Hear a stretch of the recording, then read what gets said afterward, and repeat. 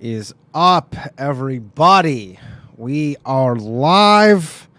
Let me know if the audio levels are good for everybody. I've been tinkering around. There's a goddamn hair on the fucking microphone. Who knows who that belongs to? But welcome, guys.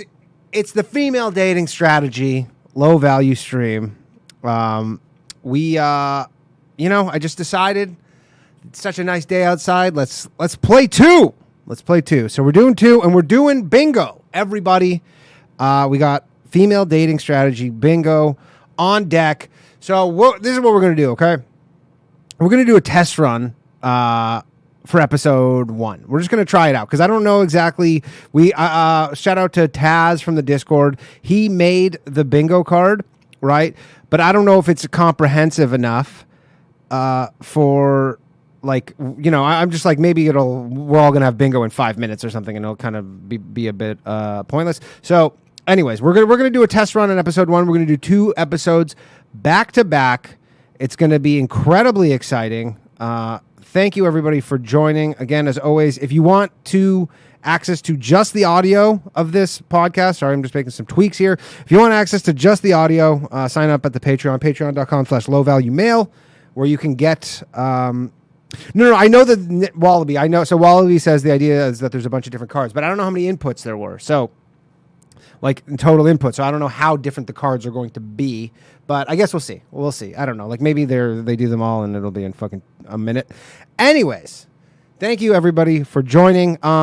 Wallaby, can you handle because that's the thing with the bingo too is it needs to get called out. Like normally in bingo, it's all like they have a list of all the things that are said, but these chicks are just saying stuff. So look, whatever. We're going to do a test run. This is an iterative process. We have 50 more episodes to go. We're going to get there. We're going to figure this out. So let's do this. And I got to say, I listened to the first 30 seconds of this episode, and it's bad. It's bad. I also got a lot of people were saying it's too low. So here's an issue with the Female Dating Strategy podcast. They don't mix it. So their levels are all different. So some of them are too quiet, some of them are too loud. So I got this app that lets me just bring up the overall volume. So now the quiet ones are good, noise, and then the sound level, and then the loud ones are loud as shit. I don't know. You can't please everybody. So anyways, without further ado, we're going to do episode 3. Shout out to everybody on Rumble, by the way. I'm streaming the Female Dating Strategy stream for the first time on Rumble. So if you're watching on Rumble, shout out all the top G's over on Rumble. And without further ado, even though I've said that 4 times, episode 3 of the Female Dating Strategy podcast, titled, and this is all you need to know about how obnoxious the beginning is of the Bridgerton episode. So I hope you guys all love Bridgerton. Let's go. Welcome, ladies and gentlemen of the pod, to the Female Dating Strategy podcast. Today we're going to talk about those scandalous Bridgertons and the scheming Featheringtons and the handsome Duke of Hastings. I'm your host, Lady Whistlerow. And I'm Lady Lilith. And I am Lady Savannah. And today we're going to see, I went into Cockney, didn't I? Cockney. Yeah, I was going to Australian sort of. Yeah. And today we'll be talking about Bridgerton. Bridgerton. Was that good? That was A1. That was brilliant. I loved it. Okay, Lilith, you do it. Go for it. Okay, 3, 2, 1. Welcome to Round the 2. Dating We're going to try this again. Podcast. I am your host, Lady Lilith, and I'm here with my guests, Lady Whistlerow and Lady Savannah. And today we will be talking about... Oh, fuck, I can't do the accent. Let's hope they try a third time. We'll be talking about Bridgerton. Anyways. Oh, God. No more accents. Okay. Today we're going to be talking about Bridgerton. Woo! Okay. Oh, they're actually talking about Bridgerton. Okay, I'm sorry. The hot and scandalous new show on Netflix, and we're going to see... What does this have to do with female dating? How did everybody feel about it? Because I'm going to give you my initial reaction, and then you guys tell me what you think. Initial reaction, I actually really love the show. It's pure Shonda Rhimes, right? Oh, I love Shonda complicated female Rhimes. Characters, no heroes, no real villains, complex storytelling. Okay. I know she adapted and already... I know they I'm just going to say this right now. If enough people want me to just not even do this episode, we'll see how this goes. But if this is a straight up, we're just doing Bridgerton, I'm going to vote maybe we skip this episode because this is not female dating strategy. This is a bunch of fucking hens clucking about some TV show. So they changed some things for the show itself, and she adapted a text from a book. But I think it really had a very Shonda Rhimes feel to it. Yeah. Should I give my initial reaction to Bridgerton? Yeah, initial reaction. Okay, so yes, it was very Shonda Rhimes. However, I hated the characters so much. Like the whole time it's, and this is not like Shonda Rhimes. This is like whoever wrote the book. Mm-hmm. That's their fault. And I absolutely hated Simon. I hated Daphne.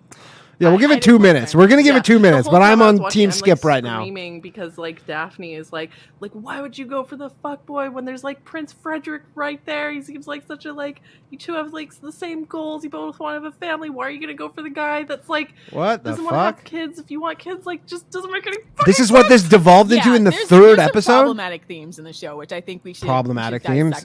That's on the bingo card. Problematic. Savannah. So, initial impressions was that it was really well made. I thought it was very true to that. I'm skipping this, guys. I'm pulling the plug on this episode. It's 50 minutes of this nonsense. Yeah. Cynthia says keep going. All right. This is hard. But I didn't really like... I guess this was a symptom of older society, but just the whole idea that women have to be picked. Oh, for was sure. Just nah, sis. For me, the whole system is a pick-me system, and it's kind of complicated. Because let's give it a minute. Let's give it a minute about this show while ignoring that it's basically female sexual slavery, where they're just auctioning off these girls to whatever old man wants them. You know, it's kind of gross when you think about really what's happening in the nitty-gritty of that. But I think there's some. I think Cynthia's causing a lot of issues here because she wants to listen to this. Let's give it like a minute here. We'll give it another 90 seconds. Enough themes in the show to make it a salvageable show worth viewing and discussing. Yeah, I think there's good, interesting themes to dissect.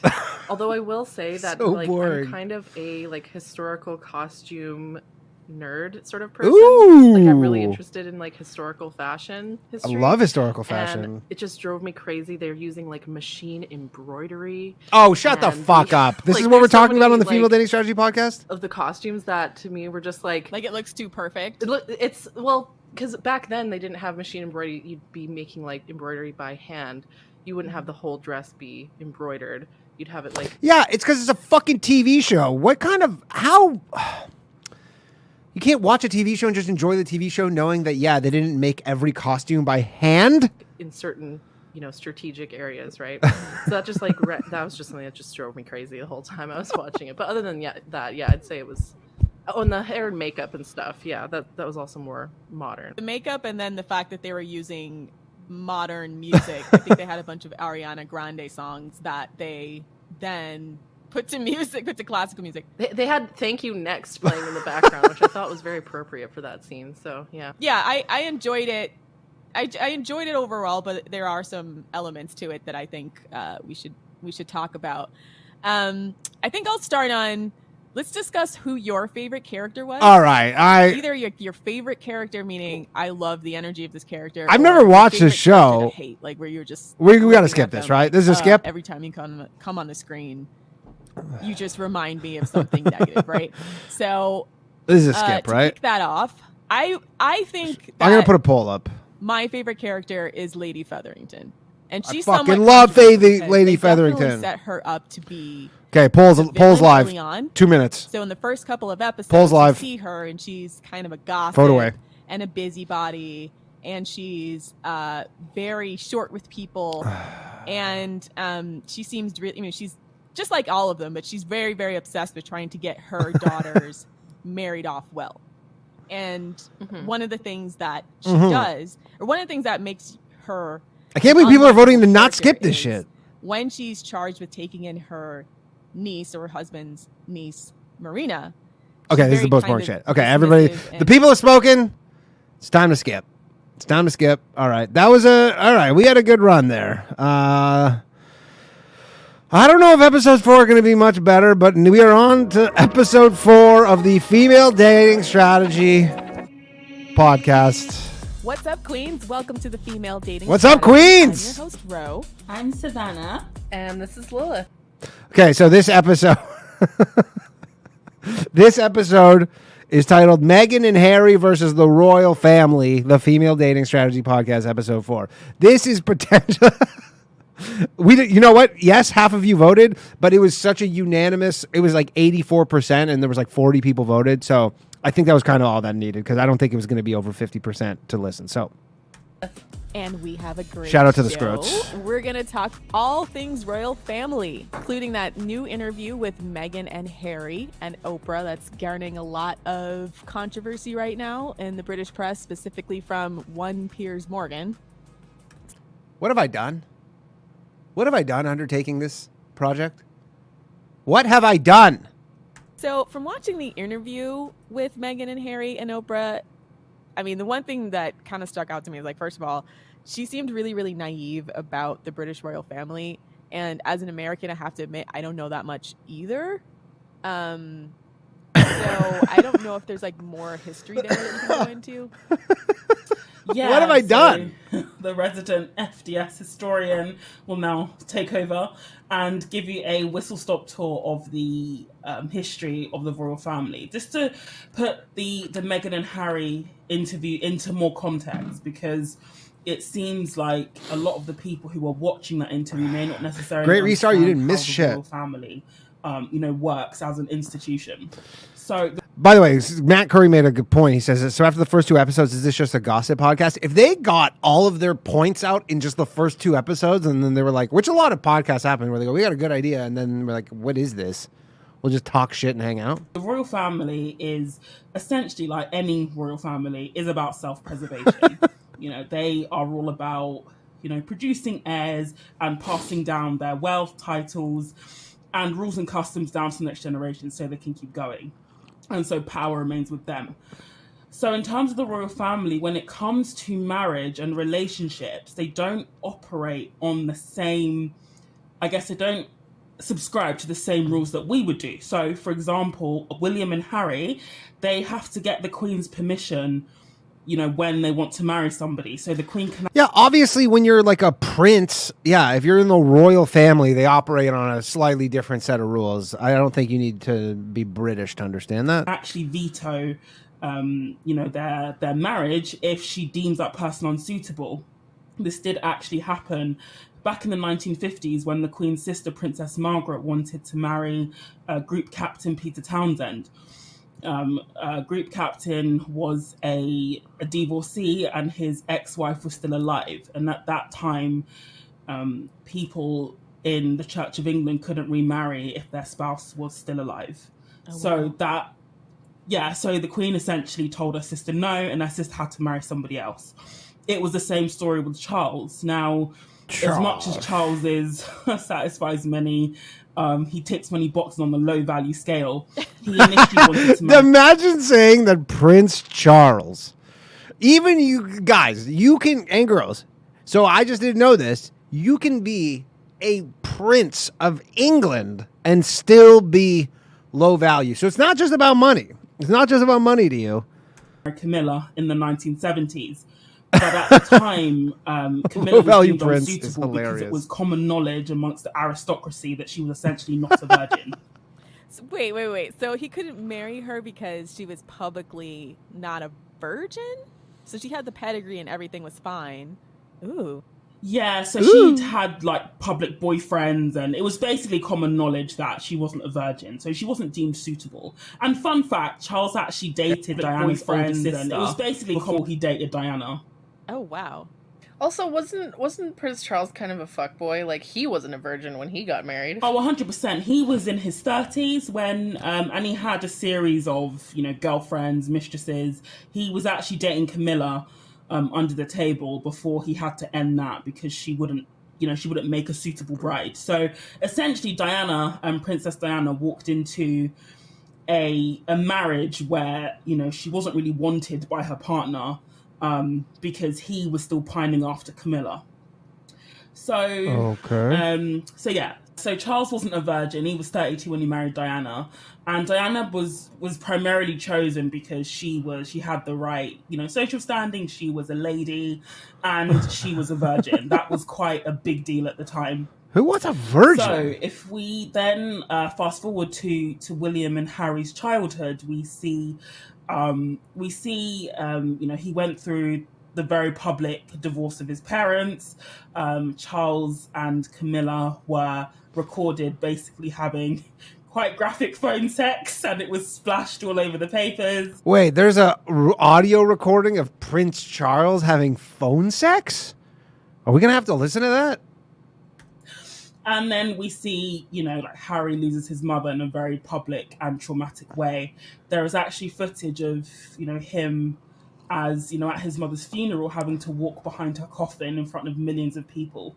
And he wasn't allowed to cry. Like, that is one of the rules of the royal family, is that you'll never see them cry in public. It's a good rule. So it seems good rule for the boys. So it seems like Harry has been traumatized by the death of his mother.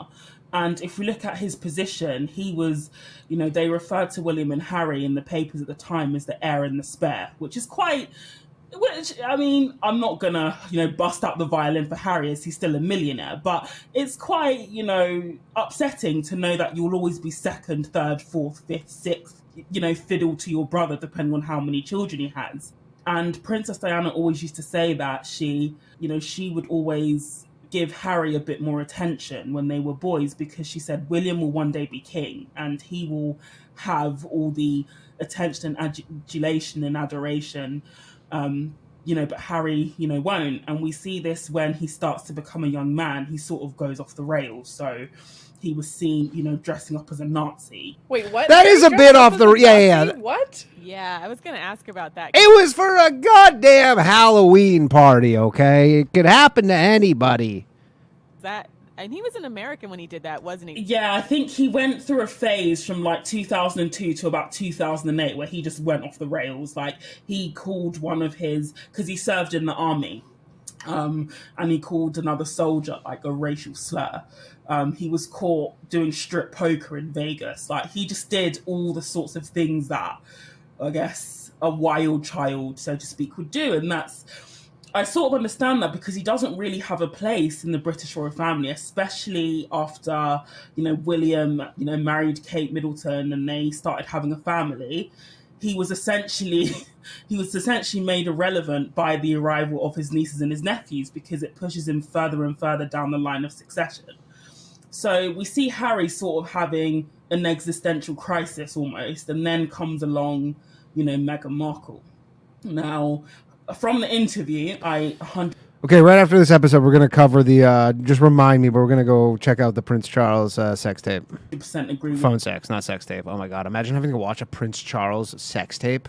That'd be some kind of sort of punishment. That she comes across as very naive about how the royal family works. Naive to the point where I struggled to believe at first that she didn't Google him at all. I was like, how do you not Google somebody in 2020 or whenever they got together, 2018? Do you know what I mean? And the thing is, he could have easily have been like Prince Naveen in Princess and the Frog, have no money. Like, you would just want to Google just to make sure that he is who he says he is. So yeah, what everybody knows though, like, you don't need to like, what is she so cooked that she doesn't know that? Like, well, she said Prince they had Harry? mutual friends, and those mutual friends vouched for him. I could see it being like, especially of the celebrity classes, that they understand the tabloids write nonsense all the time. So I would have believed her more if she said, oh, I did Google him, but I didn't believe any of these things, or I didn't completely understand. Because what she did say, she didn't completely understand the firm or I know I'm not doing all. Do we skip this one too? What are we thinking about here? the job. Is this a skip? There's not really there's the British royal family's public image, and then behind the scenes, which is not This necessarily isn't female dating strategy. well This known, is especially it's just a bunch of chicks gossiping again. not to Americans. But I kind of felt like she would have at least Googled, certain aspects of the royal family that she seemed to be somewhat naive about. And even if she didn't, I feel like Harry had a responsibility to clue her in, because Harry has actually lost girlfriends. Like, he was with a woman called Chelsea Davy for about 7 years. She ended up leaving him because she couldn't handle being a royal, or the the potential of being royal. She was like, nah, I'm out. Like, because it's a very, very restrictive life. It's not like Disney. You can't even go and see your if you marry into them, you can't even go and see your parents when you want. It has to all be, pre-planned, pre-arranged, pre-authorized. You don't really have a say in what clothes you wear or how you present yourself. They dress pretty fucking normal. I mean, I imagine you can't wear track pants out in public, but that's not that crazy.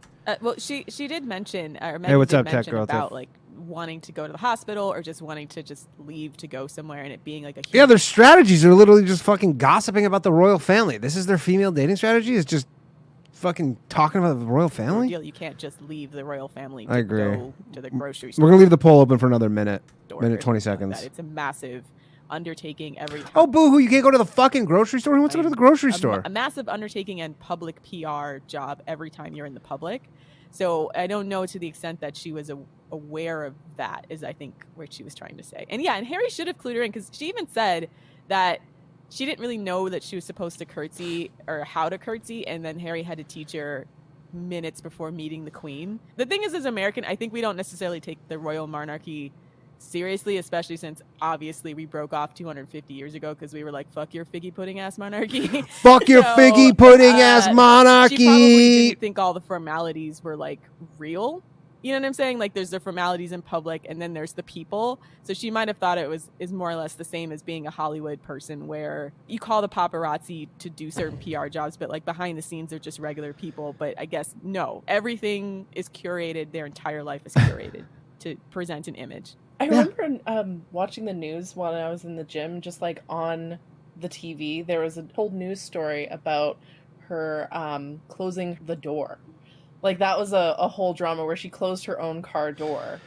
And all right, episode 4. That's been episode 4 in the fucking books. That was a real stinker right there, let me tell you. I really hope. I have a feeling these girls are going to find their stride.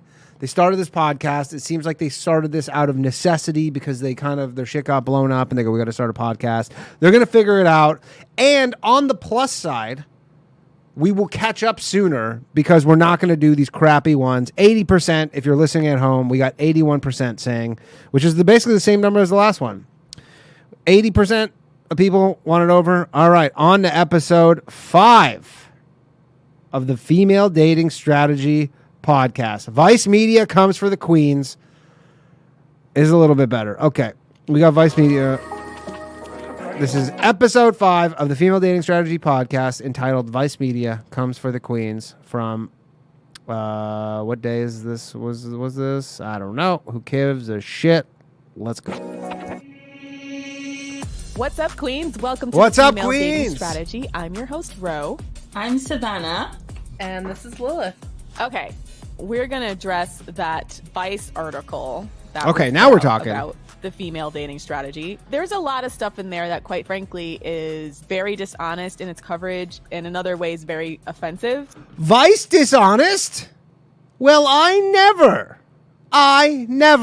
So we thought we would address it on the podcast. I know there were some write-ups on the subreddit as well, but just to address it and so you can kind of hear directly from us what's really, really not true here, just kind of examine how the media builds these narratives to say, whatever they want, regardless of your intent. Let's kick it off here. The title of the article is Brutal Relationship Advice for Women from the Internet's Most Ruthless Dating Site. I mean, and then the subtitle is, female dating strategy looks like blah, blah, blah, blah. But critics say its philosophy is nothing more than toxic misandry. Okay, get fucked. Like, Yeah. I mean, tell them, queens. What I really find offensive is this picture of a woman hunchbacked over this laptop, and I mean, they're clearly trying to make her look like an like a femcel. All right, let's. They're trying to make her look deranged, yeah. And the quotes that they've pulled out, it's quite insidious what they've done, because taken out of context, those quotes would seem like, yeah, we are, misandrous, because there's no context to. If we look at the posts that are made on FDS, some of them are essays, right? And they provide a lot of context, but she's literally, or, whoever, I'm guessing she, signed this off, but she's literally picked out phrases that without context will convey that toxic misandry in quotation marks. And the one thing I noticed too is especially bad faith actors, they can't tell when First off, there is a bit of toxic misandry in this. It's why we like them. we're clearly joking or trolling, and then when it's serious. And that's actually been the funniest thing about watching men and because what we would call pick-me's react to us, because sometimes we're clearly fucking trolling, right? And they take it as if it's dead serious and then spread it all over the place. Like, can you believe these crazy people? And like sometimes I will say, can you believe how much we all have in common with these girls? it's just mirroring things that were said in the manosphere, but they don't get the irony because women are used to hearing this kind of rhetoric all the time. If you're a woman, you've been on the internet at any length of time, you're going to hear this level of vitriol when it comes to misogyny. So anything that's like even closely approaching something that's critical of men, a fraction of which most women experience online, they panic because they're not used to hearing it. Right. Yeah. So if we just say like, yeah, you should keep men in scrotation, like kind of being funny. That's funny. Keeping men in scrotation. That is fucking funny. But we're actually, holy shit. We do encourage like you to date multiple people, but it's nothing different than all these guys talking about keeping a harem and like a gaggle of hoes in every area. You know what I'm saying? So sometimes it's just like, wow, like now everybody's decided to be outraged, right? Like, my problem with this article is it just reinforces the whole thing where when a man does something misogynistic or shitty, like, nobody cares. But as soon as a woman does something even 1% as bad as what men do all of the time, all of a sudden then it's a bad thing, right? Like, people used to say, oh, like, women can't be incels, until they started to realize that the incel could be a label that could be used to insult women, right? So then they're like, okay, now women can be incels because now I can use it against you. Or male promiscuity, nothing wrong with that. If a woman wants to go on dates with more than one person at any given period of time, oh my gosh, like, you're dehumanizing men and blah blah blah blah blah. Like, so it's frustrating when men can just basically do whatever they want to women and face no criticism. And when we criticize them, that doesn't go anywhere. But when we mimic them or are ironic about it or make fun of them by sort of like repeating what they do, using irony, then that gets, okay, now suddenly that's a bad thing now that women are doing it. I would say they get criticism, but they get more empathy. And this author in particular wrote articles about incels and was like all about having empathy for these guys. I mean, obviously the empathetic angle for men versus women, incels versus femcels or whatever, is that men, it actually is more difficult for them. Like if a woman goes, I'm involuntarily celibate, you go, oh yeah, yeah, you really can't get anybody to fuck you, huh? Really, huh? When in reality, their standards are too high. The men, their standards are also too high, but they might be sometimes too far gone to get anything. Flat out hate women and wanted like the government to distribute us, and who have committed hate crimes. So I just kind of think the approach to how sometimes they're criticizing female dating strategy as if like we're outrageous for feeling the things we feel, while at the same time being horribly sympathetic to the manosphere people, as if like these are just lost guys instead of bad actors and dangerous people, like who very much take seriously the things that they're saying. There's clearly a double standard there. All right, so the first paragraph. On first scroll, female dating strategy looks like any other straight women's self-help site. Between its bright pink borders, you'll see a selection of empowering memes, a bustling advice forum, and articles on getting over heartbreak. You'll see women don't owe you shit slogans and pastel-colored platitudes about becoming your best self. And first of all, that women don't owe you shit, that was shout out to Halle Berry, because that's actually where that came from. Queen mother, absolute. And then she goes on to say, the core message behind it all, men are brain dead and ass garbage, and they need to be ruthlessly evaluated before you form an emotional attachment.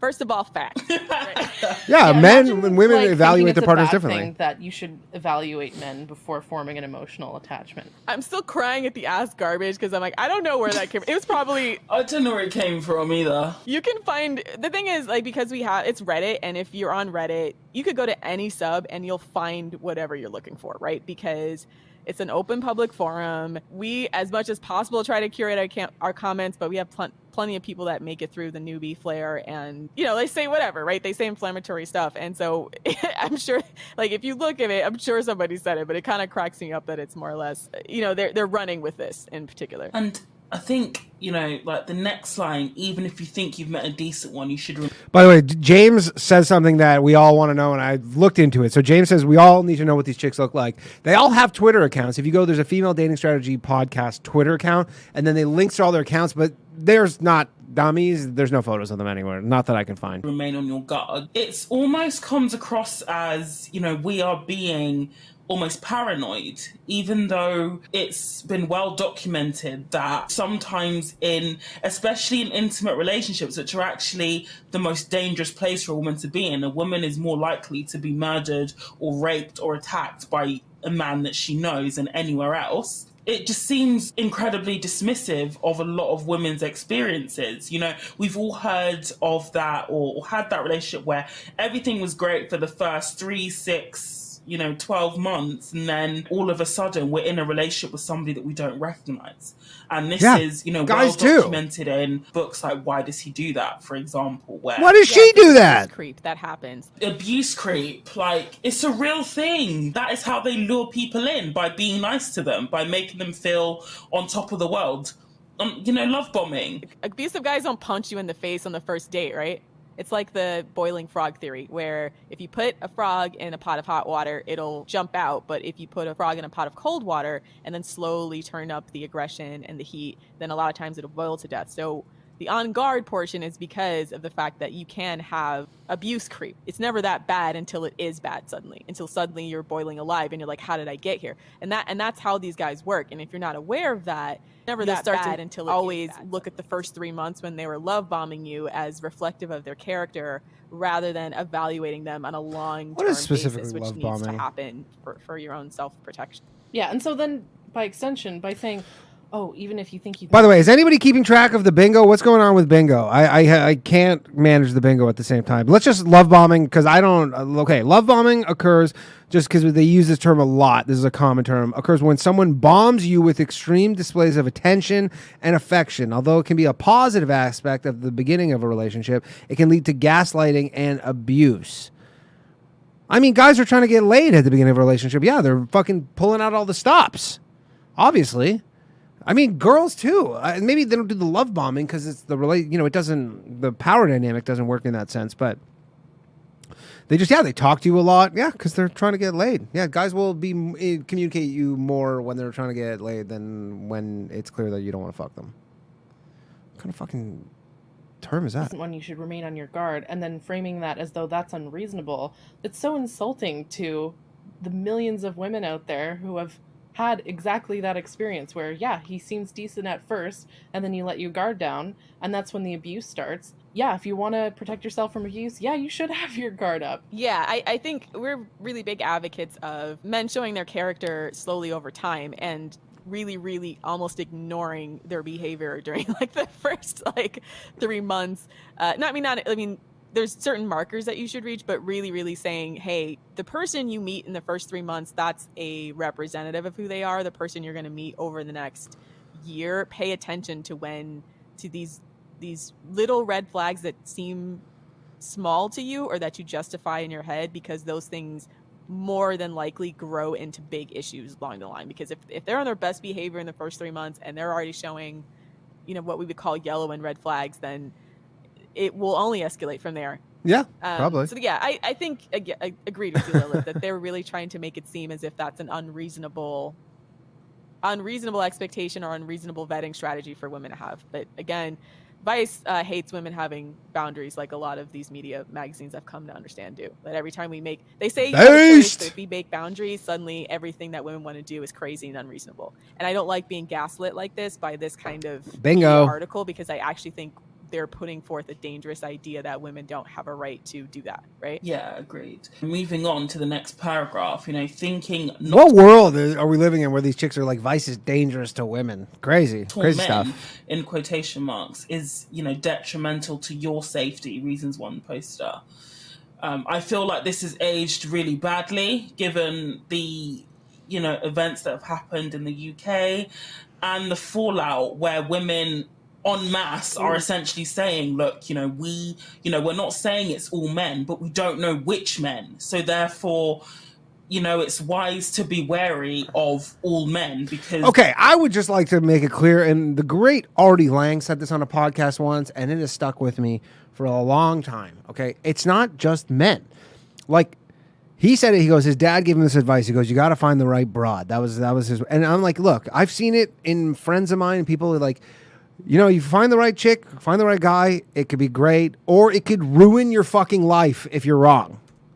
It isn't easy to distinguish, and it sort of goes back to the previous paragraph where they're saying even if you've met a decent one, it isn't always possible to tell. Women have suffered abuse at the hands of their husbands, boyfriends, even their friends, their fathers, people who they thought would, protect them and respect them and take care of them when they're vulnerable. Police officers. Exactly. So this part has aged very, very badly. Very badly. I mean, just considering a lot of women just saying, hey, it's not like these guys are running around with a handlebar mustache and black clothes looking like villains, right?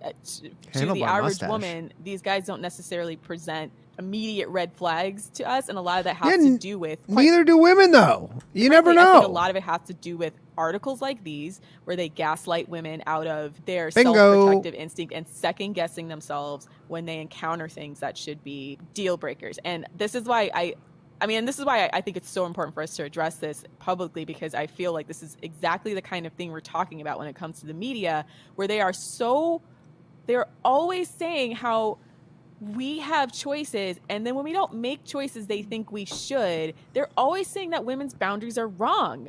Like, even self-protective boundaries. I don't understand it. Self-protective boundaries that don't even hurt other people.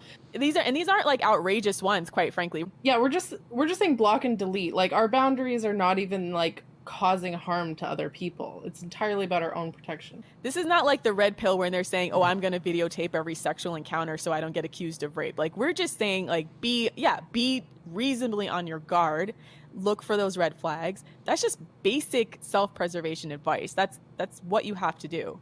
So moving on. FDS has helped my self-confidence tremendously, says Kristen, who has been an FDS subscriber for 14 months. She credits the subreddit, which encourages self-development over finding a man, for pushing her into therapy, business training, and helping her to find a new job.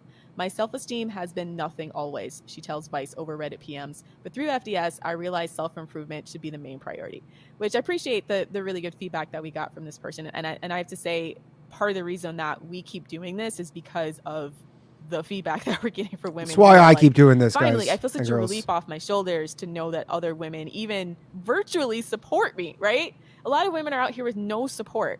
And so FDS has kind of filled that space to say, even if you don't know us, like, we believe in you. There's people here that have skills that can help you. We can talk through issues that you're having. It's become a really, really good support system. And the most important thing, I think the most valuable thing about FDS is that we center women first, and this is what angers the men over at Reddit who feel very shut out from the subreddit. But it's like, women are put first. We will also tell you, girl, you need to block and delete, but we'll also celebrate with you. We'll also commiserate with you when the guy who you thought was high value turns out to be low value. Like, we will put you first. Happens. I mean, the last episode or whatever, last episode 2, 80% of men are low value. And that is a really, really unique thing. And, like you said, Ro, that, not many people have that. Having, that sort of, environment when I was going through my own, relationship, it would have been really, really useful to, for me to understand that actually this is not necessarily a me problem. This is more systemic than I thought. Okay. I'm sure, every relationship is different, but I hope they're not like, and I feel like they might be, where they go, none of this is ever our fault. But, you're contributing. Yeah, and that's a big sticking point with, and we can maybe go further in this article, but I think there's a lot of pretending that a lot of these issues that women have with men are individual problems. But when we talk about how almost all the women we know have experienced some form of sexual assault, catcalling, emotional abuse, neglect, things like that in their relationships, that's patriarchy. All those things combined to me is Bingo. patriarchy, and it seems like they're trying to always make it like a personal problem of these individual women rather than, oh, you're just picking the wrong guy. Right. When women talk about the bad experiences that we've had, it's like, oh, well, it's the law of attraction, like it's because you're trash, that's why you're attracting all these trash men.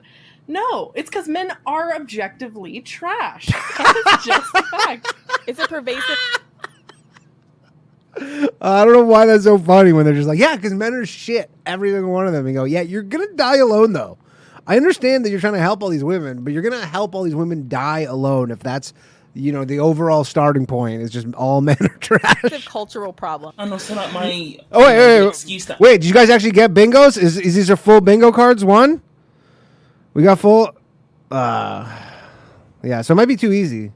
Angers me the most is, he'll treat the woman he wants right, but that woman's not you, therefore he didn't treat you right. Yeah, it's all victim. It's just complete nonsense. It's just blaming the woman all over again. But yeah. But moving on, Celeste, another subscriber, agrees that FDS has improved her confidence, adding that it's also given her a new perspective on dating. I'm taking a break from dating for a while, she explains, but when I get back to it, I will be vetting people much more thoroughly and cutting them off at the first sign of disrespect. I don't want to waste any more of my time. Great. Awesome. Like, I don't see anything wrong with that. Yay, Celeste. Queen Celeste, we bow to you. Yeah. Like, I don't... Even this, I know some of the users are saying they kind of cut off some of the things I was saying and to spin the narrative. So you see how they give them a little tiny paragraph about how this is actually improving them and then go in a tirade about how crappy we are.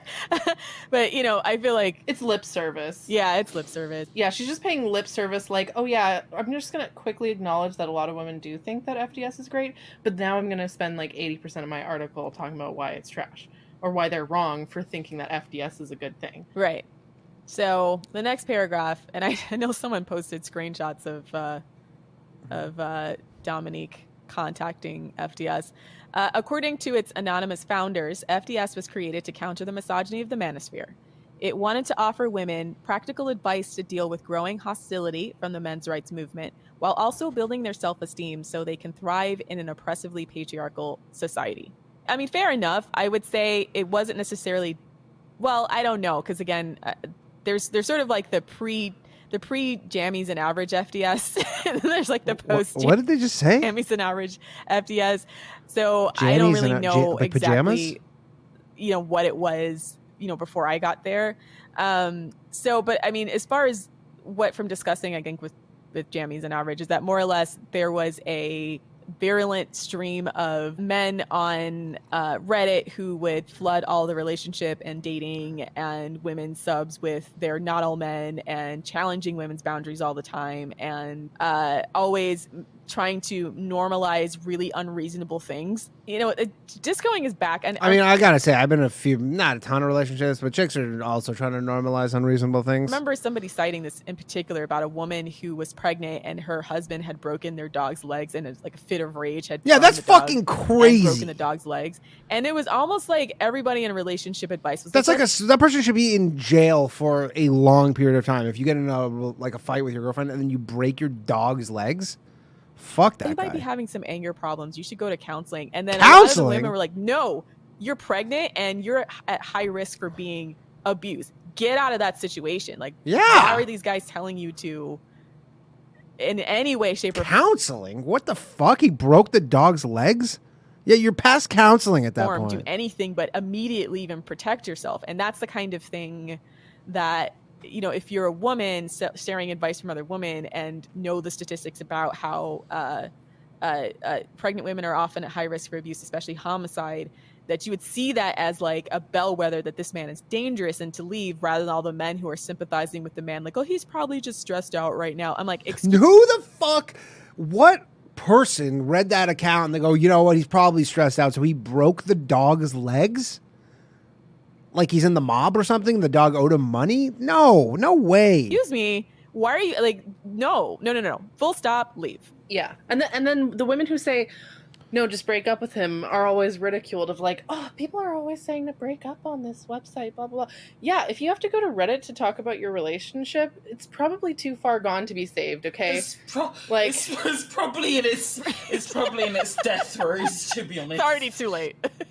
Yeah, like nobody goes to post, well, maybe like 1% of the people who post on Reddit have like a salvageable relationship. But by the time you have to go ask strangers like, hey, my boyfriend, broke out my dog's legs and, shit on my bed and rubbed my face in it. Whoa, okay, all right. Because here's a nice little thing. This is pre-Amber Heard.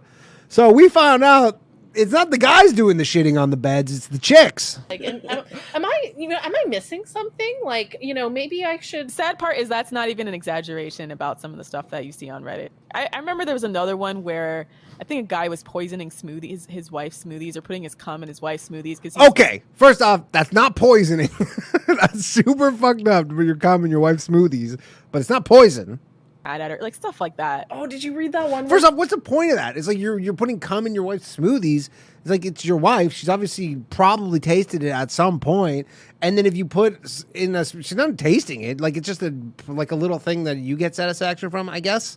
He was like putting slugs in her food. Oh, that's all right. That's fucked up. Some of these are for sure anonymous and not real, though. Yeah, and snails in her food. Snails are delicious. He got like a parasite. And oh my god, like I'm not even exaggerating, like that woman freaking stayed with that guy. Like by the end of it, she was defending him and being like, oh yeah, we have issues, we're just gonna work on it, blah, blah, blah. Like, oh my god. Yeah, so we exist because there's a whole lot of women who ain't going with that, who are just like, this is actually crazy, and you guys like acting as if it's completely and totally normal to be grinding up slugs and putting it in your partner's morning drink. That's just World Economic Forum shit right there. That's honestly, he probably was reading some World Economic, he was reading some Yuval Harari, and he goes, you know what, add a little protein to the drink, grind up slugs. And she's like, what are you grinding up slugs for? Are insane. So that, as far as I know, there was a general trend towards these female-only subs. And FDS was a part of that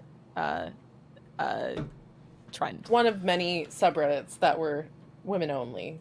And now we're the only one left. It took off because I think, again, like when I think Jammies and Average kind of took it over, they created the rules, they started doing the flaring system, they started like a bunch of stuff I think that was written early on went viral. And so then that kind of compounded versus stuff like... And they got it locked down, like... Yeah, they locked down. Yeah, like by the time I came to FDS, it was already locked down. Like, I don't know anything about that old-timey origins. When FDS was in its primordial state. Yeah. Chaotic primordial state. Oh, lots of infighting on the female-only subreddit? Hard to believe. It was long before I joined. I remember when someone else, one of the other, subreddits was like, I'm going in, guys. And then he skipped along and then came back to report and say, they've got it locked down tighter than Fort Knox. Yeah. Yeah. That was... So, I mean, that's the only way to operate on Reddit. And I know Yeah, a lot of other crazy. female So they just subs stole are it? coming to that conclusion now where they realize even on their subs, men are always in the comments like, not all men, or what about us? And you don't understand how men feel. And it's like, why are you on this female-only sub policing our thoughts? But anyways, next paragraph. Okay, so... the manosphere has an army of men dedicated to creating new ways to Shout out to the manosphere. exploit and abuse women. An FDS spokesperson tells Vice, we bring attention to women of the various ways men are exploiting us, actively and passively, so we can avoid it. Cool. Yeah, I don't see any problem with that. That's what we said. Yeah. Yeah. Also not a problem. And, I'm kind of tired of the media more or less burying their head in the sand about this having real implications in real life to people. Like, it's kind of funny to say tee hee hee, look at these red pillars and these guys online, but this kind of rhetoric is actually seeping into the media, and you're actually Oh my God, wait till they find out about Andrew Tate. seeing a lot of it being picked up and canonized. No, these are the official female dating strategy. These are the mods from the subreddit, and the subreddit got shut down recently, but it's back up. In mainstream media. So that there's creep with these guys outside of their little subreddit. It's real life creep and media creep. All right, so the site prides itself on its brutal realism about men, which translates to simplified categorizing. FDS believes that there are only two types: unworthy men, known as low-value men, who have little money, ambition, and manners. They make you split the bill, reply late to your text messages, and propose park or drink dates rather than dinner. We actually have like 4 or 5, Park but I Day's think low fun, value men and high sometimes. value men is most popular. But we also had like negative value men, zero value men, and then just scrotes, right? Oh wait, are scrotes below negative value? Is it scrotes negative value, zero value, low value, high value? Is that what it is? Right, and these are just Drinking some they're scrote tears, by shorthand, the right? way. Yeah, they're shorthand to refer to general patterns and trends. You know, we'll see later in the article, but they talk about how, like it's immoral to categorize people into different categories or something like that. No, it's not immoral. Guys just figured it out. We just do it 1 to 10. It's way easier than women. They get all fucking flowery with the language, and they got all these categories. Go, there's a 10, there's a 1. Nobody's a 0, and we don't really ever call anybody below a 5, but And it's like, no, it's not. No, it's not wrong to do that. Like, high value, low value. You know, they say, oh my gosh, like, they're worse than the manosphere because at least the manosphere rates women on a scale of 1 to 10 or There we something go. like that. Which is like, okay, like, but these are not the same. Yeah, no, we have basic boundaries, and they don't like our boundaries, right? And nothing on this low value men thing that we're asking for. It's not like okay. So a scrote's like a 2, a 1 to 3. You're a scrote. that low value men don't buy you a castle within months of meeting you, or like I mean, these are very, very basic criteria. So a low value man who can't, pay for your dinner or reply to your text on time or creates these lazy dates and just puts low effort into talking to you because they just want sex. That's not a hard barrier to overcome, right? Like that's basic. I mean, it's a hard barrier when you say that that's 80% of men. So then you're saying, okay, so all women who are aspirational or whatever, all women should kind of target the 20%, which I guess kind of happens, but it's not going to do well for most women. 100%. Yeah, that's not an impossible, like, you can become a higher value man if you choose to.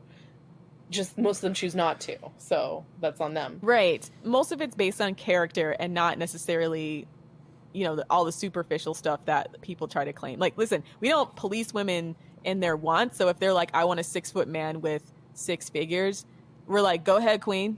Right? We're not going to sit here and be like, oh, you don't deserve that, or it's unrealistic for you to expect that, or you can't have that. Like, our whole thing is we are validating the things that women want, and we don't care how you feel about it. Like, it's not up to everyone else to keep policing women into low expectations. And I don't understand why media like this likes to continuously act as if... I mean, women should not be policed into low expectations, but again, they should be made to understand that it might benefit them to lower said expectations. Us having any expectations at all is unreasonable. Okay, so next thing, high value men. But the next paragraph, this is where the tone of the article changes. Like, Yeah, I was going to say. the first half Yeah. up until this point, I'm like, okay, yeah, I mostly agree with that. But then once she says, like, high value men, on the other hand, worship the ground you walk on, as well as being honest, loyal, and consistent. They also shell out, paying you to have proper dinner dates and your own housekeeper because he knows What? you're not a maid. And it's so telling that she picked out the housekeeper as being a qualifier of a high value man when there's so many articles, so many on the subreddit of what makes a high value man, and a man hiring you a housekeeper is not one of them. Right. It's like one of the ways he can show it, but it's not an indicator. Yeah. Like, I think we had one article where we mentioned one time, and it wasn't even like, oh, a high value man will buy you a housekeeper. No, it was in the context of if you're dating a guy and you find yourself arguing over chores and he doesn't want to do 50%, then his way of making up for that would be to hire a housekeeper to do like his portion or something because he doesn't see you as a maid. So she's taking that like line out of context. When you take it out of context, it makes it seem like, oh, these women are so crazy thinking that like a guy's gonna hire a housekeeper, like blah blah blah. I mean, what guy is just like, so you don't even live together and you're just going to hire, you go, hey, it's been fun dating you these past 3 weeks. I got you a housekeeper, you fucking slob. What is that? By the way, shout out to Scuba Dan with the super chat of, says, keep up the grind, love the podcast, any good vibes from Israel. What are those, shekels? I've never even seen that symbol, and I've been to Israel. All right, thanks for the shekels. Yeah, I mean... By the way, that's going to get clipped up, and that's not going to look good for me. Sorry. Yeah. Okay. The strategies for securing a high value man versus an high value man don't like. So typo.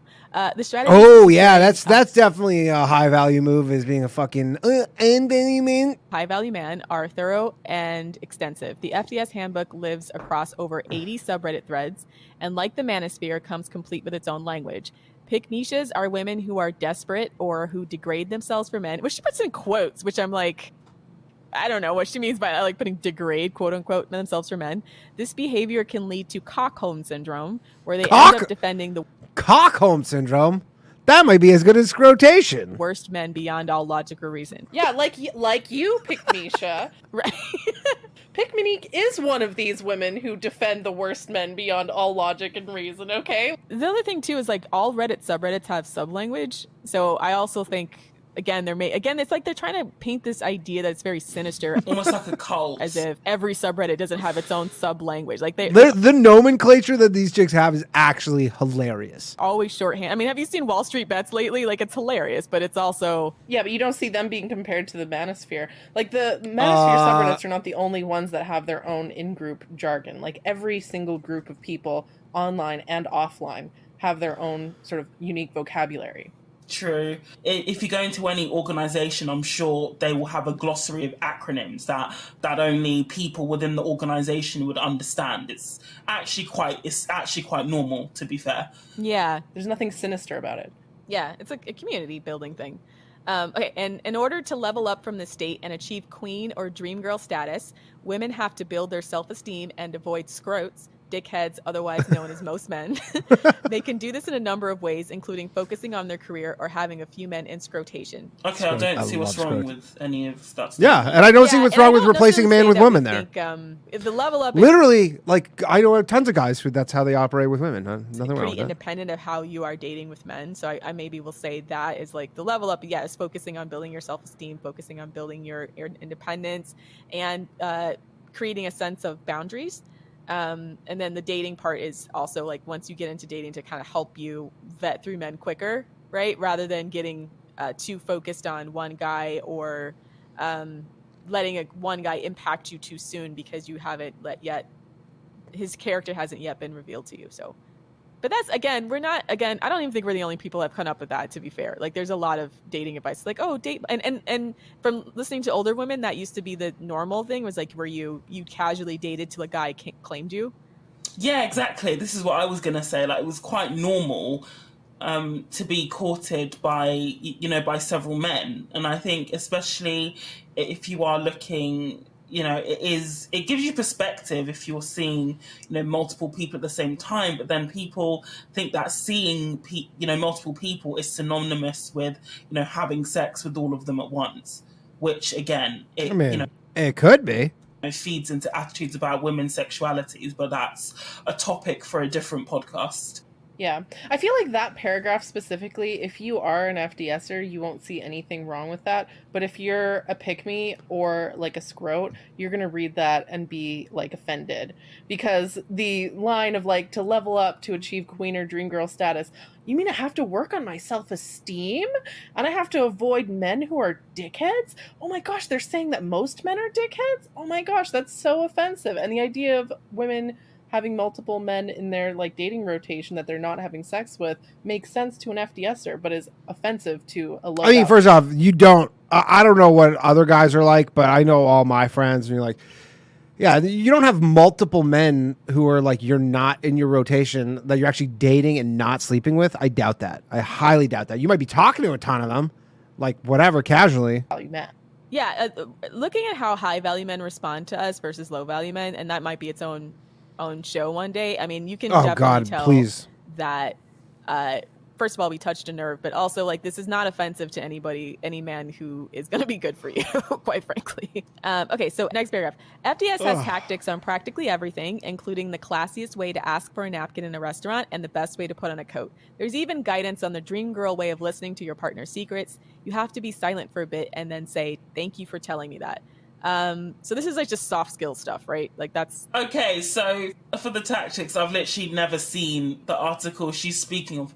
That made me groan because first of all, like she's talking about classy first date tips, which is one that I did end up going through the handbook to reread, how to ask for a napkin. And they have a handbook? Something that's mentioned one time in one article. And like, never again. So, you know, there's other things we talk about in FDS way more frequently than that she never talks about. Right. And it's more or less like, again, we don't step on women's like expressions of femininity or gender expression, if that makes sense. So there's been a criticism before, especially coming from radical feminists, because there are some women that'll talk about their fitness journey or like them changing their hair or the way that they speak and feeling more comfortable in that presentation of themselves. We don't criticize women who want to do that. We don't necessarily like make it prescriptive that you have to do that, because there's other women who are like, I am so not into the feminine crap.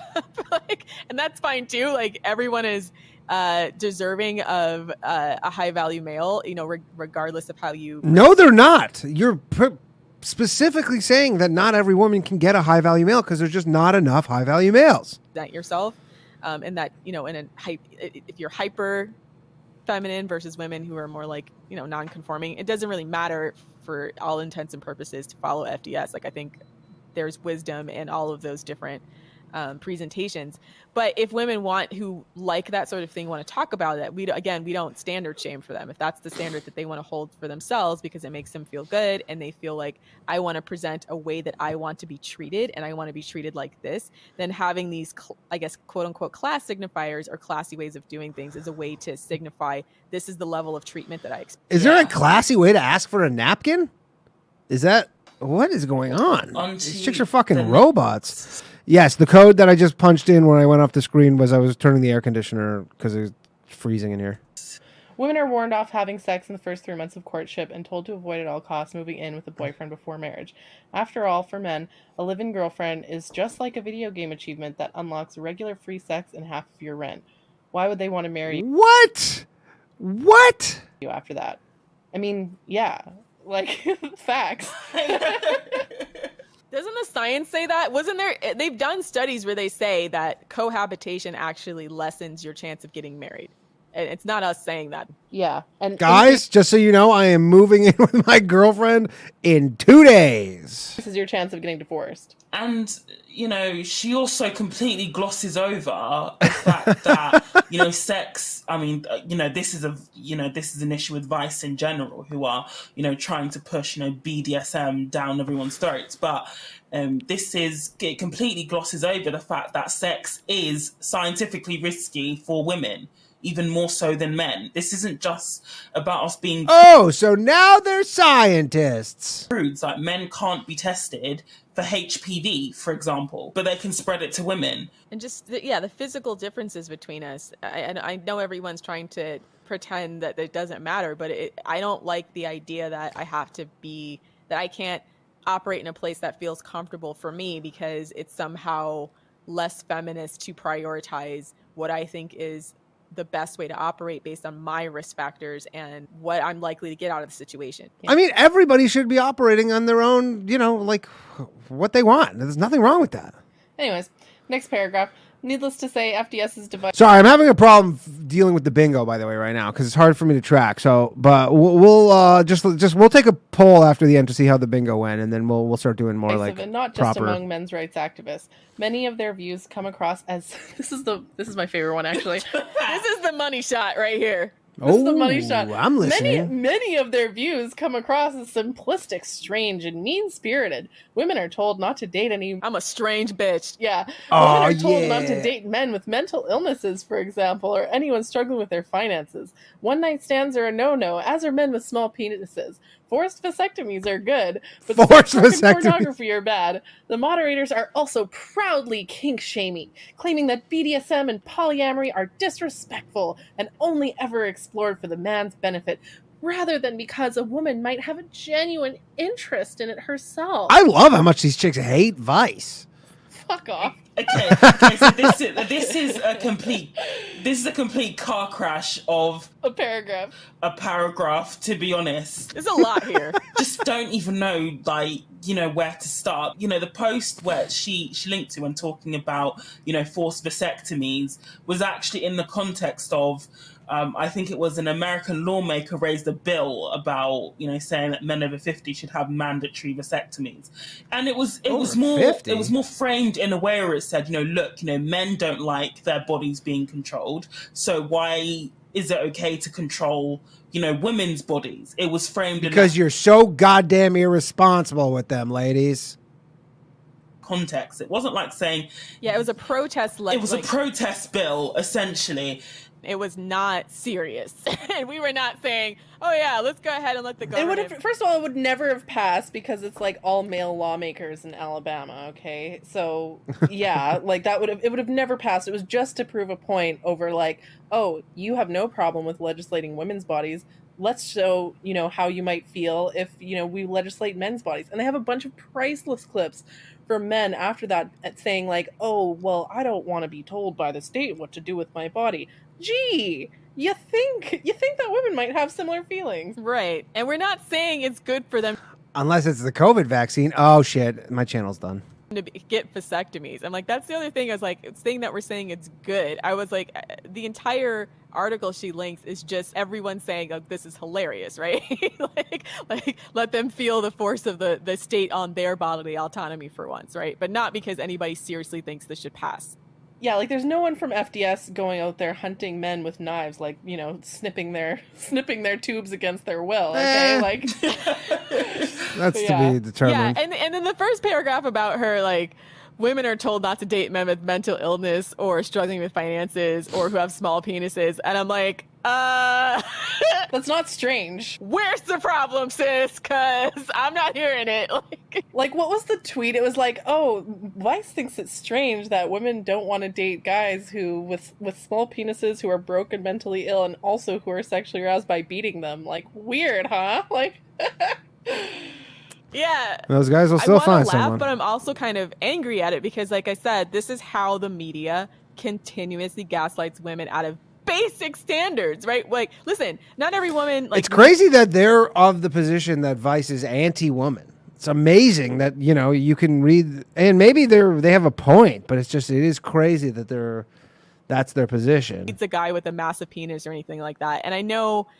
even there's been women on the subreddit who have expressed like, hey, I actually prefer them smaller because like my vagina is smaller and blah, blah, blah. They're like physically it's more pleasurable for them. But at the same time, we're tired of everyone stepping on women every time they express the fact that they like something sexually, including the fact that some women, and I would even venture to say a lot, if not most women, prefer men around a certain size, right?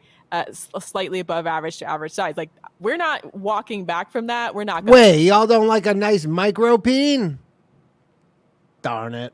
Apologize for that. We don't standard shame women who want that. And we're tired of everyone acting like we're weirdos if we say our sexual preferences out loud. And like, just because they make men feel bad, we're never allowed to talk about what we want. Yeah. Like, one of the posts on FDS that got the most reports was the one that was like, oh, men will say, oh, I'm an ass man or I'm a boobs man or whatever. And then the woman says, oh, yeah, well, I'm a girth girl myself. That one got the size queen. Over 100 reports for men being like, how dare you? Oh, my God. I'm like, having a small penis is not a protected class, fellas. All right. Should be.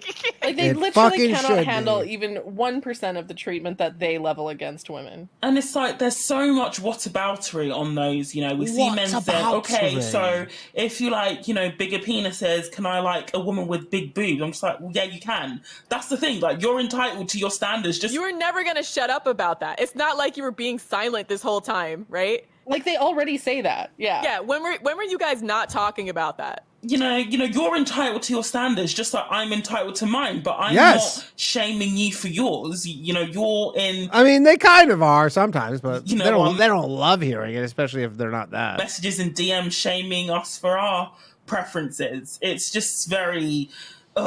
it's such... Like, we're shallow and like we want to fuck who we want to fuck, die mad. Period. Die mad. Yeah, bitches. And then the other thing is the mental illness one. That was the one that Pick Monique was really clinging to in the aftermath when she was getting a lot of backlash for this article. It was like, well, what about depressed men? What about blah blah blah blah blah? And people were pointing out that we're not talking about people.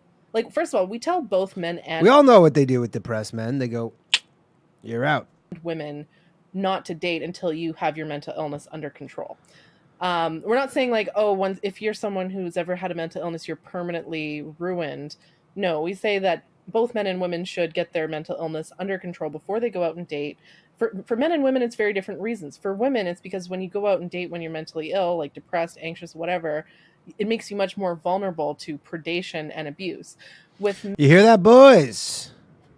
Go to the loony bin to find the ladies. men who go out and who date when they have mental illnesses, often like they refuse to go to therapy. They're just looking for a woman who will provide emotional labor because they see her as a free therapist. And so women don't want to date a guy who's mentally ill because first of all, we're not qualified to provide treatment for mental illness, right? Secondly, it's not our job, okay? Like, if you want therapy. Society forces all this emotional labor on women. Oh, and this bingo. is us taking a stand and saying no. And I'm tired of the double speak between feminists complaining about this double standard about how women do all this emotional labor and caretaking, and then getting mad when people create boundaries and say, no, we're not going to do it because it doesn't benefit us and everyone's miserable doing it, right? Yeah. Like the response to the mental illness ones, it's like, oh my gosh, so you're saying that depressed guys aren't worthy of love? It has nothing to do with worth. Wait, okay? First off, who's more depressed, men or women? Like, if you just took a poll of depression, it's going to be women, for sure. It has everything to do with what kind of relationship that you want. And I've spent my entire life, getting treatment, going to therapy, bingo, for, depression and anxiety. I've worked my ass off to get to a point where I am mentally healthy and like a functional person with good communication skills and stuff. I am not going to saddle myself with someone who has not done that kind of work. So yeah, there's nothing wrong with not wanting to date someone who's mentally ill. And they're obviously not entitled. Mentally ill people aren't entitled to a relationship anyways. Yeah, nobody's entitled. Yeah, nobody is for any reason. And yes, that's, correct. Again, reasonable boundaries that they're trying to make it seem like it's outrageous. And especially the BDSM and polyamory thing.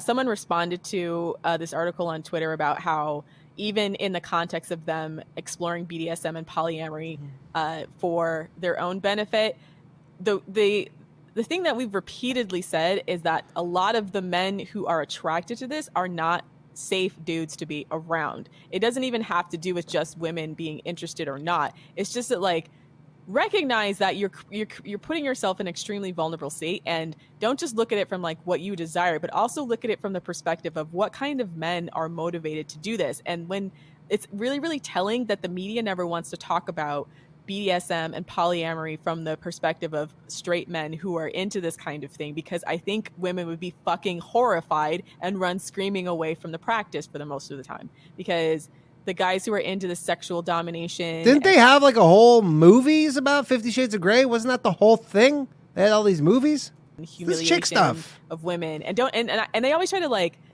soften the blow with like a femdom, saying, well, some guys are into women. First of all, that's not, from what I can tell from the BDSM community, that seems to not be as nearly as popular as the reverse. And then when they say all these guys that are claiming their dominance, they always say, well, these guys aren't real BDSM people. But I'm like, well, we can't, again, how do we tell the quote unquote real BDSM people from the fake ones, right?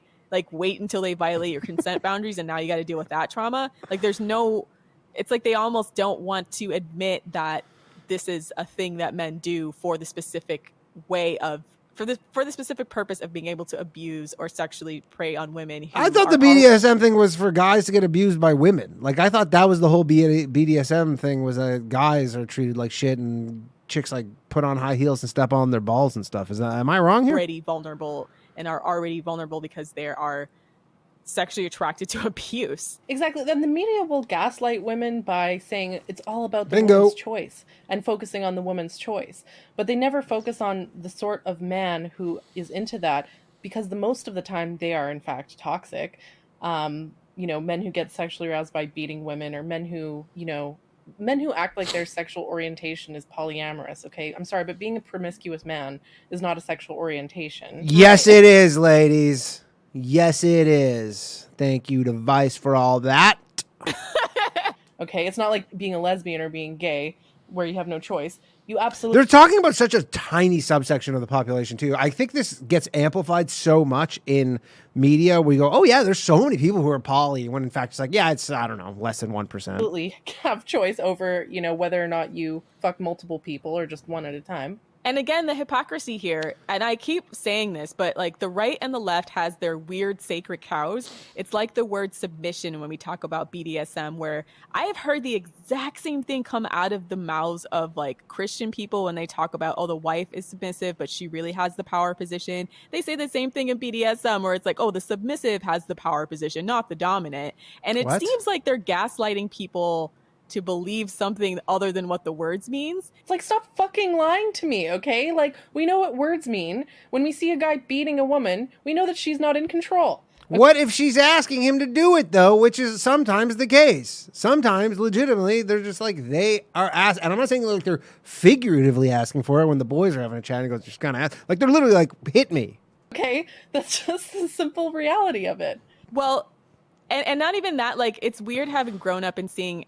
Remember, like, when the Mormon thing was really big and you saw the Big Love shows, there was one guy with a bunch of wives and everyone's like, this is manipulative and abusive. And now they're manipulating him. Look, if you have multiple wives, you are being abused. I don't think it's the other way around. You'll be hard-pressed to convince me that that guy's not on the receiving end of just so much abuse and is just a massive glutton for punishment. Polyamory's all the rage on the left. And I'm like, how is this different? How is one guy with a bunch of sister wives different from this one guy than his female only polycule, right? Like, I don't get it seems like it's just semantics at that point. Yeah. And the other thing is the relationship. I hate that it's semantics and not sewomantics. I'll show myself out. The poly relationships you see are, I mean, other than like the same sex polycules, which are like cool, like you do you, but the ones that involve men, both men and women, are like, it's almost always one man with multiple women. And in cases where it's one woman with multiple men, it's always met with such a different like tone. Like, one man with multiple women is like, oh, he's a baller, he's a player, he's a stud, blah, blah, blah.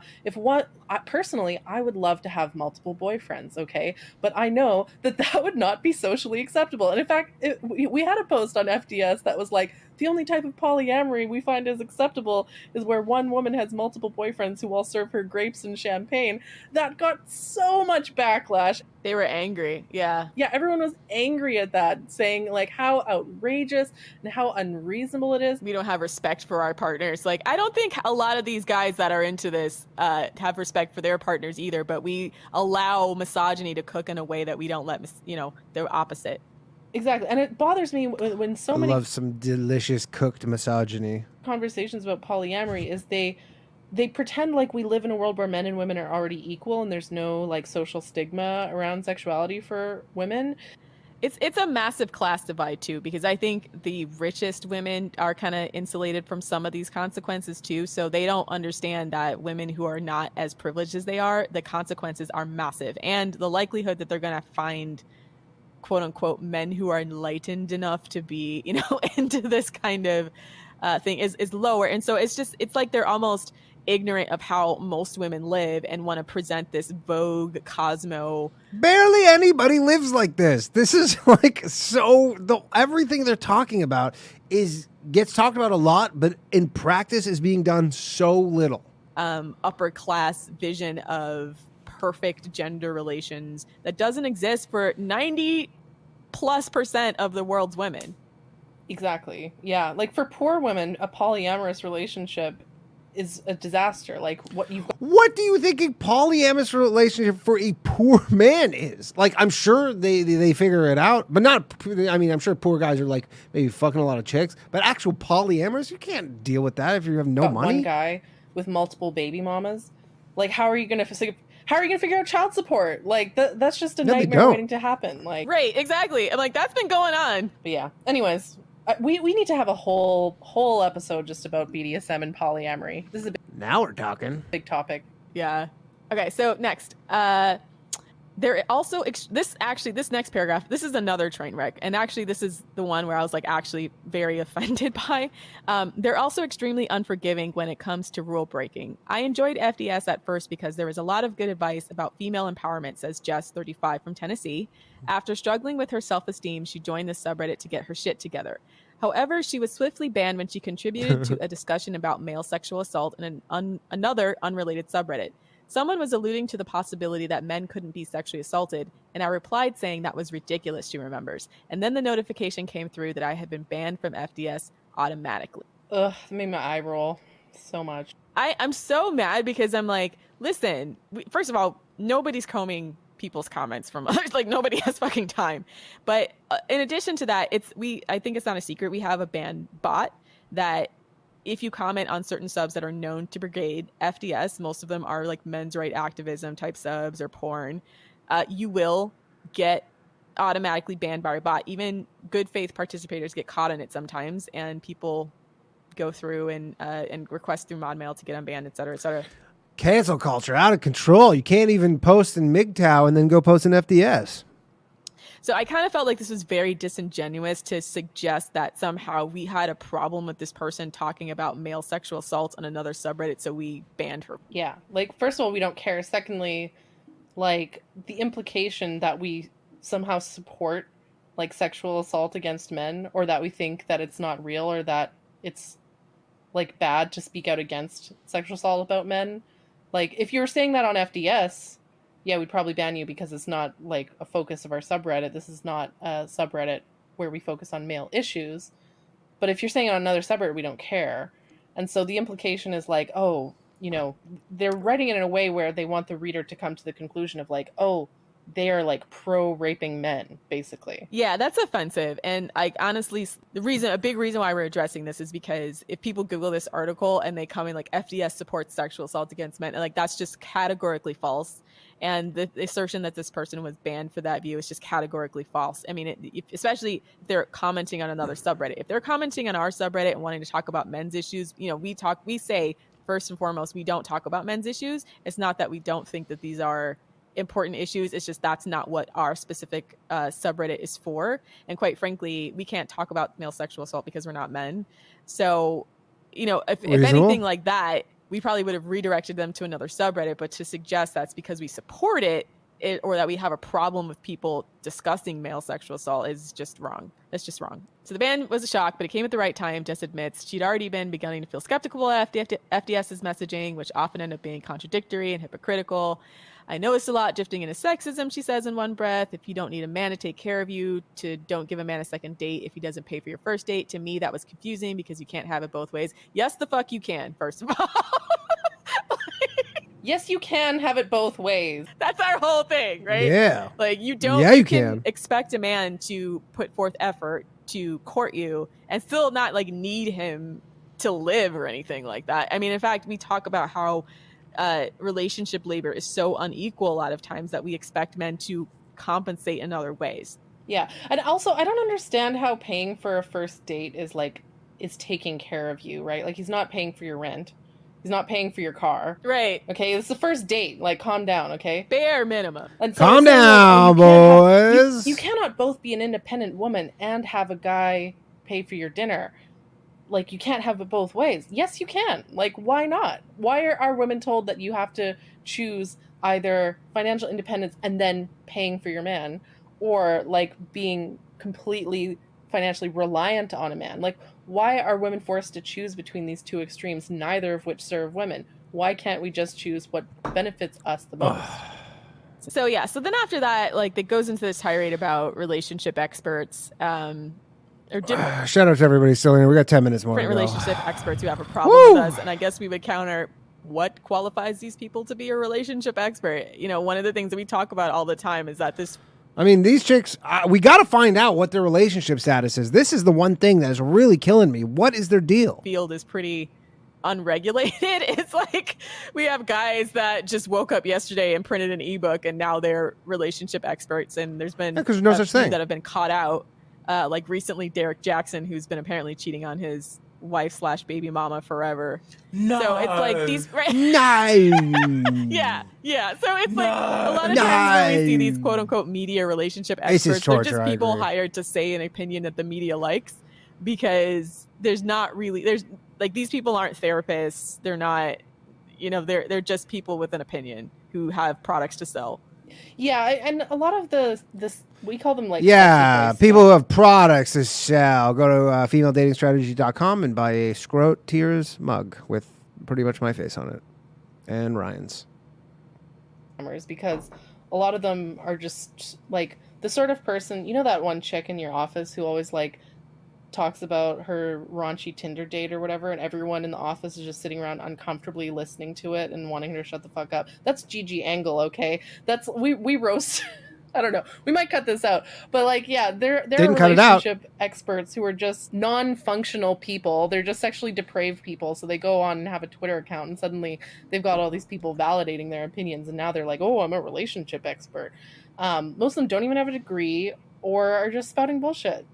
Guys like Kevin Samuels, who just went. He basically Rip Kevin Samuels. Went to Rip King. Kohl's and got himself an off-the-rack suit and then started putting out YouTube videos. Whoa. And now apparently his world is gospel in the black manosphere. So like guys like that where it's just, I mean, I know people don't know us from a can of paint either, but I feel qualified. I feel confident we are more qualified than most of these people, like based on our experience and educational background, and not to mention that they're conflating having an education. Oh, what, you went to college? Good primarily stuff. Focused on strategy than pretending. Yeah, that's racist, by the way, saying that the black manosphere is just a different thing. They're segregating us. Like we're therapists, you know what I'm saying? Like these guys are. So yeah, so I mean that's basically the article. The rest of it's just more of the same, saying, oh, you guys are being unfair, et cetera, et cetera, et cetera. Oh, you're just like the man. I want to talk about the because the conclusion of it is that like we're just as bad as the manosphere. Right, like they talk about, biologically deterministic language, which, why is that only a problem when it's a women's issue? Like, why is that not criticized when men are saying stuff like that? But anyways, I mean, to be fair, this guy does say like he doubts it'll be as bad as the manosphere because of how entrenched misogyny is. But I'm also like, us discussing misogyny is not automatically misandry, right? It's like, yeah, it's a class issue, right? And then they have a Susan Winter quote saying like, the underlying tone of FDS is that all men are like this. That's just tone policing, okay? Like I talked in my rebuttal how the expectation that women are always supposed to be nice is a tool of oppression. Because when women are not allowed to speak freely about our opinions, and we have to think about like, oh, how can I be like inoffensive to men? It really limits what we're able to say, and that is the opposite of empowerment, okay? And honestly, like overall, I know that Susan Winter has been posted to the sub, so I'm actually a little bit sad they baited her into this article because otherwise there's a lot of stuff that I think she says that's pretty spot on. But I also think some of this too is they might have taken what she said, they might have misrepresented what we're about, and then she made a soundbite, or also generational differences, because I'm like, it's a war zone out here, right, for Gen Z and millennials right now. And I also goddamn war zone in the trenches out here with the Tinder dates. Primarily working with older people might change her interpretation of some of the things that we're talking about. Yeah, like the quote, I've known good men, kind, thoughtful, devoted partners and husbands, blah, blah, blah. We talk about good men all of the time on Female Dating Strategy. We're on episode 5. Nearing the end of episode 5. Granted, we didn't listen to 3 and 4 because they were shitty. Have not heard one thing about good men. FDS doesn't dispute that there are good men out there. Yeah, 10% of all men. That's high value. Why, maybe. The HBM acronym is a thing. We don't dispute that they do exist, and we all know. If we didn't believe it, we'd hang it up. Like, what would be the point of doing this? At this point, we just take to the streets and be like, y'all need to get all y'all shit together right now. Like, there's no strategizing. It's time to just take to the streets and start burning shit. What is the strategy? I've yet to hear a strategy. They're just complaining about men and just they're being like, yeah, some men are shitty. Where's the strategies? Because at that point it's over. Right? Has there been any strategies? Like we do talk about high quality men all the time, and I find it interesting that the only time she mentions high value men is in this like sarcastic kind of snarky like, oh, he's gonna pay for a maid kind of thing, right? Like at no point does she acknowledge that we talk about high quality men all of the time. It's just, oh, they think all men are evil, and that makes them exactly and just as bad as the manosphere. It's just a very poorly written article. Very lazy, poorly researched, and just straight up dishonest. Just the way that she asked us for comment, saying like, oh, we're going to make an article about the harassment that you receive, and then essentially just adding to that, like essentially adding to that hostile reaction that she said that she was going to be writing about. Oh, and the Facebook comments were lit up with men like so offended at this. So I feel like she did her job, which is to get a bunch of clicks and get men to get all worked up over FDS. But I mean, I pretty much think anybody who's looked at FDS and doesn't understand the value of what we're saying is probably either like most guys, if they're high value, will understand, even if they look at it like, they won't think it applies to them, quite frankly. Like they're just looking like, what high value man is listening to this fucking podcast, or does that make you high value? Because then we're all high value then. Some guys suck. Like, I don't see how this is a personal statement on me in particular. And also understand, look at the tips. We've gotten so much feedback from men who have said, we've gotten a lot of feedback from men who said, hey, I finally understand some of the things that my wife or girlfriend has been talking about, and I understand talking or nagging how to adjust my behavior in a way that's making our relationship better. We get that all the time from men. And a lot of it has to come them just not understanding our perspective about being a mommy McBang maid, how we're affected by porn. Mommy McBang maid? That's a good one right there. How our sexuality works. Stuff like that, again, articles like these so misrepresent a lot of women's boundaries and push women's boundaries and misrepresent a lot of women's motivations that these guys don't understand, why their relationships aren't working. Well, we lay it out and we don't sugarcoat it. So now they're like, oh, I get it now, right? Now I understand how women see the situation. So I think we're providing a valuable service in that respect. Real valuable service. Okay, and then finally, this last paragraph. Right. Taking it home. I don't like it. And it says, even if FDS is unlikely to develop into anything more concerning, it's still not going to help either as a solution to women's dating woes or as a patriarchy smashing strategy. Playing games, trying to belittle and use men in the way that perhaps men have been used historically is only going to alienate men, warns Mansfield, that this could create a deeper and more toxic rift between the sexes. Vehemently disagree. Oh, like we're the ones creating the toxic rift between the sexes? Fuck off. Right. Like, they've been on this for a while. And it's weird because it's almost like they act as if women defending themselves against what's become a hostile climate. First off, I don't think it's ever been less hostile. Has it ever been less hostile between the sexes? I feel like this is the point. Maybe I'm wrong here. I'll concede that. But feels like this is the least hostile point. It's probably way more hostile hundreds of years ago. Is somehow contributing to the rift. And I don't think that we're the aggressors in this situation. Clearly FDS is something that just came along after the manosphere's around been at least 10 years, right? We're a decade behind any type of real quote unquote strategy to counteract some of these toxic narratives in our culture. So to say that we're escalating it is kind of crazy because I'm it's going to escalate whether we address it or not. Let's just keep it a buck. If there's no counter offense, what are you going to do? Just let these guys flood the media with a bunch of red pill talking points and shit on little girls' self-esteem and make, there's a lot of women that talk about being online and looking at all the manosphere stuff and having horrible self-esteem because these guys just keep flooding any type of social media with this. Yeah, so the counter to that is let's ruin men's self-esteem. I like it. It's kind of a funny strategy. That's a strategy. And we're here saying as a almost like knight in shining armor, cutting through the crap and creating counter narratives and strategies for girls who don't let this stuff deter you from doing what's best for you. Don't internalize this crap. Don't listen to the media and their constant delusion about men and women's motivations. Don't let them push you into sexual exploitation as empowerment. Yeah. But a lot of women are pushing other women into sexual exploitation for empowerment, right? That's not guys saying, hey, go get an OnlyFans. That's empowering. Go be a stripper or a prostitute. That's chicks telling other chicks to justify their own shit. We think are actually going to make women's lives materially better rather than this ideological stuff they keep trying to force down our throats. That's not working for a lot of women. The idea that we're the bad guys here because bad toxic guys? Gender divide or whatever. It's I'm just imagining we've been under attack for decades now, millennia even. That is the toxic gender divide. So how are we supposed to fix that? We didn't get ourselves into this problem. It's like telling a woman who's in an abusive relationship that you're just supposed to sit there and take his punches and not fight back, basically. And then the moment the woman stands up and blocks a punch or something or pushes him back, it's suddenly the police show up and she gets arrested because that's what generally happens is that he hits her and then she hits him back and then that's when the police get called. The abusive one or whatever. Fuck. That's very much how a lot of aspects of our culture works, where men can just do whatever they want to women and we're not allowed to complain, and the moment that we do complain, we're the bad guys. Yeah, it's crazy. Or we complain, but it's like, oh, it's your fault because you're picking these guys. And we're all like, we don't fucking know. They're always coming up with some new nonsense. Like, We'll get better at figuring it out.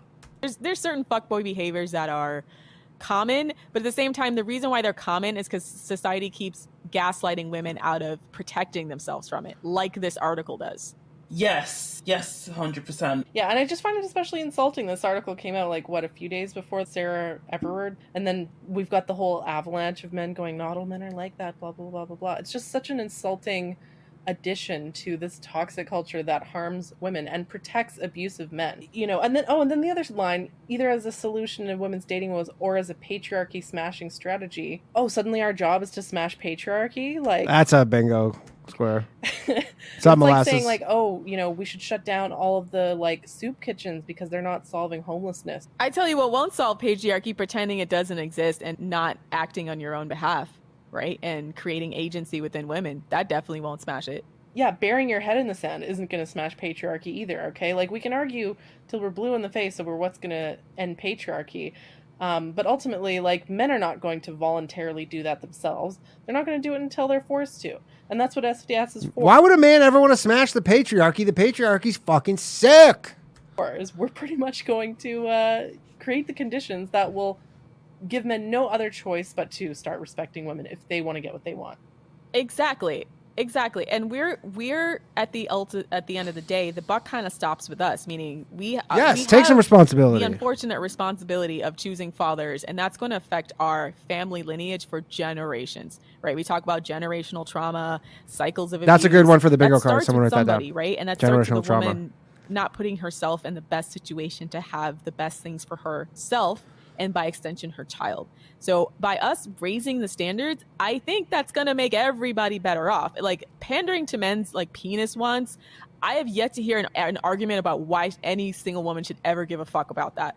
I don't think any woman should do it. I think it actually makes us worse off the more we give a shit about what makes men's dicks hard. Like, it's all about how women can empower themselves to make better choices for themselves and by extension, generations go off, in the queen. future, right? Our careful vetting of who would be our children's fathers will mean the world to our children, as to our children's children, and so forth. Yeah, like, we might not be able to smash the patriarchy, but we can definitely breed it out.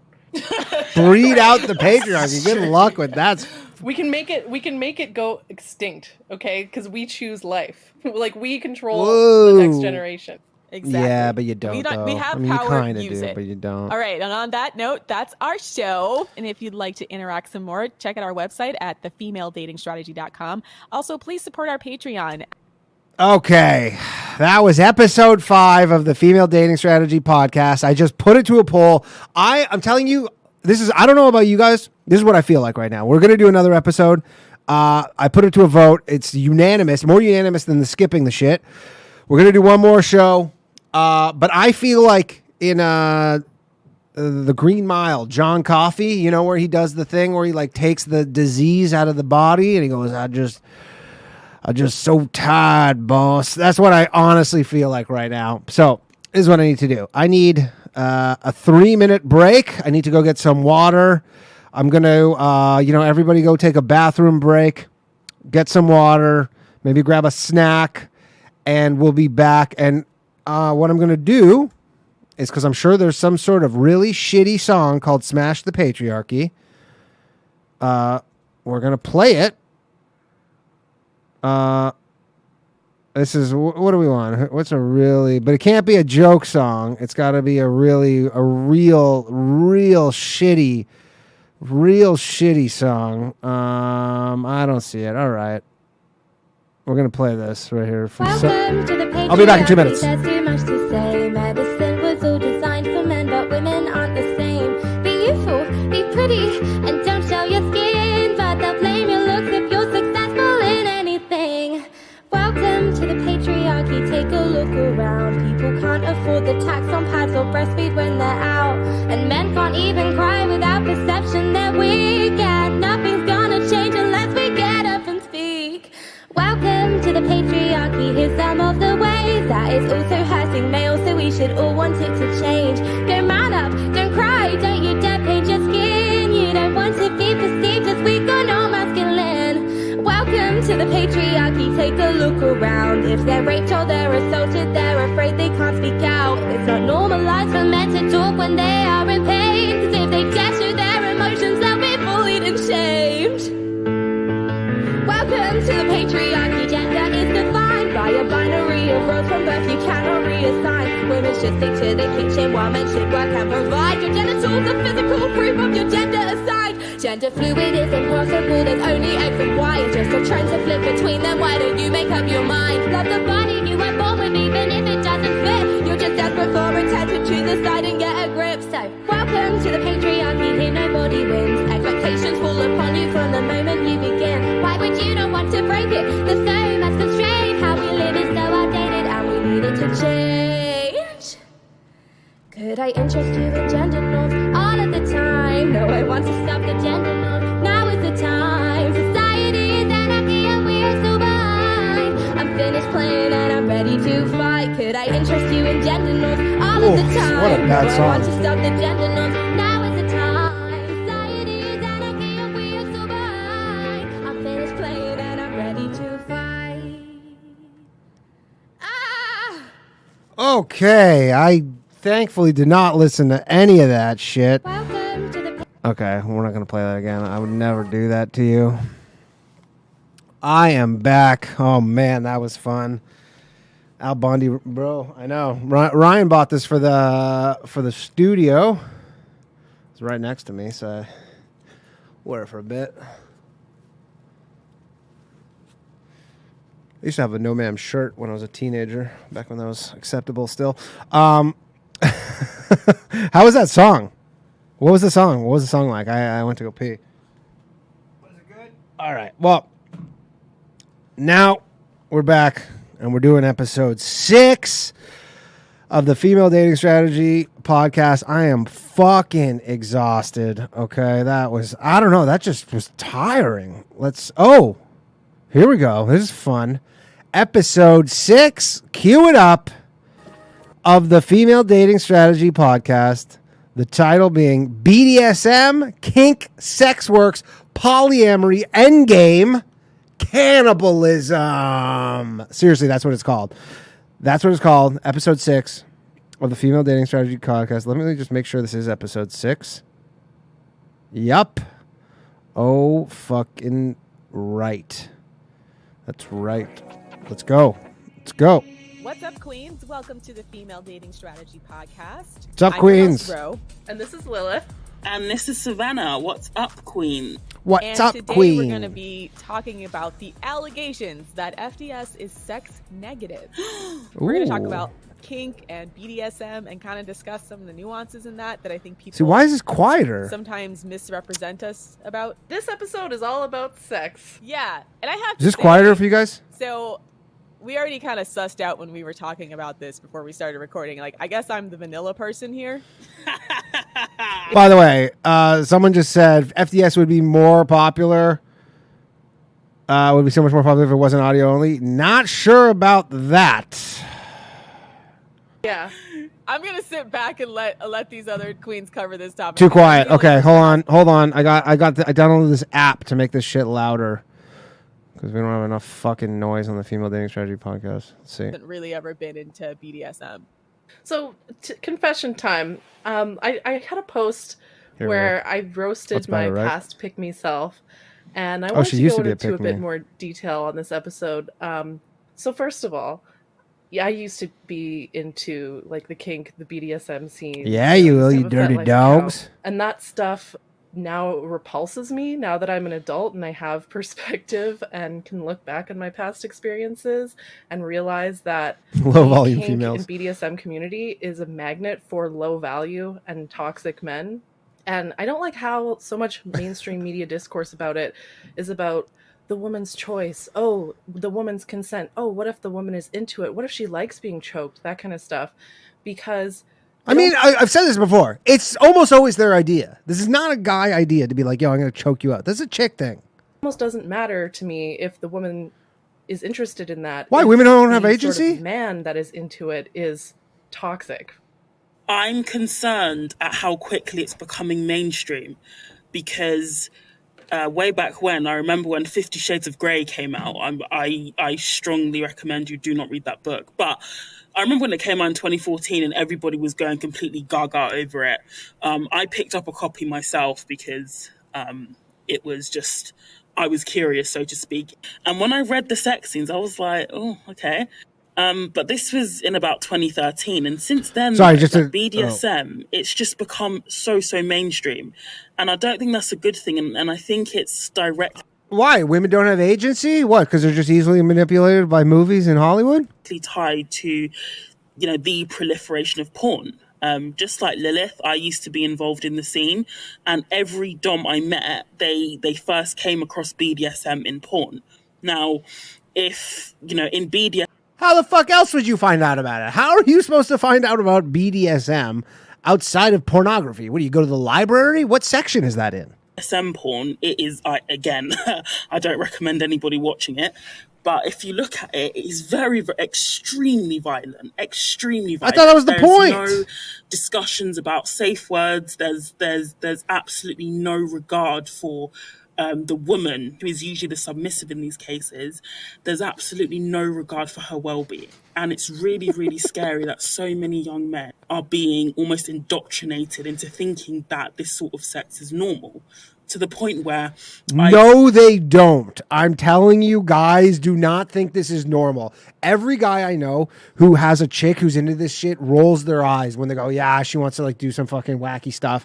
And they don't want to do it. Maybe some guys are into it, some weird ass dudes. Most of the guys I know, and I'm sure most of the people you know who are just normal dudes, are not interested in this shit.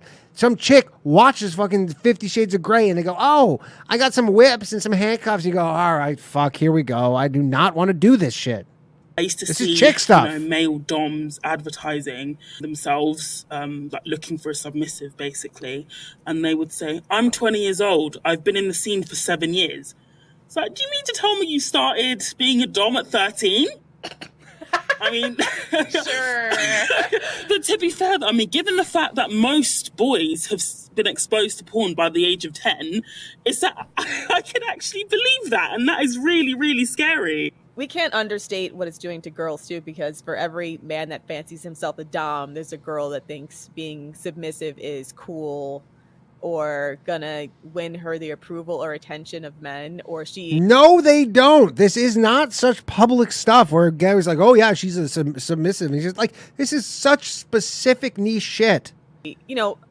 Gets kind of groomed by the whole porn culture just like men do, and then gets told that anybody saying, expressing caution about the entire situation is kink shaming or sex negative, or doesn't respect her ability to make choices as an adult. But okay, if you're, technically at 18, you're an adult, but also a lot of these scenes, it seems to me as an outsider, thrive on preying on girls that young that don't know better. They don't have a sense of their boundaries yet. Look, okay, this is a thing that comes up a lot, and I see this a lot with when an older guy's dating a younger woman. Either women have agency when they're 18 or they don't. You can't pick and choose. Either they're 18 and they're free to do whatever they want and they're not children anymore, or they're not and you need to change that age. But you can't say, oh, they're okay to make these decisions when they're 18 and not these ones. Either they are or they aren't. You can't have it both ways. And that's actually such a good point, because the way that I got involved in BDSM and stuff was actually when I was... This episode's an hour. My earliest experience They're all an hour. with men or with dating, when I was 14, 15, 16 years old, were with guys who literally said that they wanted to act out the stuff that they saw in porn. And they would, even show me porn and be like, that's what sex is. That's what I want to do. And I'm looking at that, and of course... No, I live in Williamsburg, Brooklyn, and sex is when you put a hole in a sheet and you can't see the woman. Sex ed isn't terrible, but the sex ed that I get where I'm from is about, condoms, how to prevent STDs, birth control, that kind of stuff. They don't really talk about what are healthy boundaries. What is, the fact that you're allowed to say no as a woman, right? Yeah, it's very medical, right? And I think that's the school's role. It's hard to say they have to teach everyone morality around sex as well as the actual clinical ideas around sex. But that means that our ideas around sex are being set by the culture, that's being set by porn, that's being set by women's magazines who keep trying to normalize stuff like this. And I could see why there was such an outrage, and we've been involved in that too, against magazines like Teen Vogue printing stuff like, oh, it's okay to engage in BDSM, to a magazine meant for kids, right? Teen Vogue is read by young teens, right? Because otherwise, when they're around 18, 19, that's when people graduate to regular Vogue. You're talking girls, right? 12, 13 years old who are reading Teen Vogue, and someone's writing in there almost to the point where it feels grooming to me. It feels grooming to me to introduce these ideas to children in a time where I feel like it's very, very age inappropriate. It's one thing to put it in an adult magazine, but the way that they keep inserting things about like, oh, it's okay to prostitute yourself, oh, it's okay to engage in BDSM to very young girls comes across to me not all unlike people who are sexual predators who introduce kids to porn and then try to normalize the behavior so that these kids want to experiment because it's natural that their bodies are sort of changing and growing, but knowing they don't have a good sense of their own boundaries yet. It feels very, very predatory to me. Yeah, that's no exactly shit. It. Like when I was 14, I was dating a guy who was 16, and he'd been watching porn since he was 10 years old, and he essentially had groomed me to think that that is what it means to be desirable. And I just remember, like, it's so sickening. It actually makes me feel uneasy to look back on that. And I feel really sad for Can you get groomed by a my 16-year-old? Because when you're that age, you're seeking acceptance. You're kind of going through that awkward, like, transitional phase.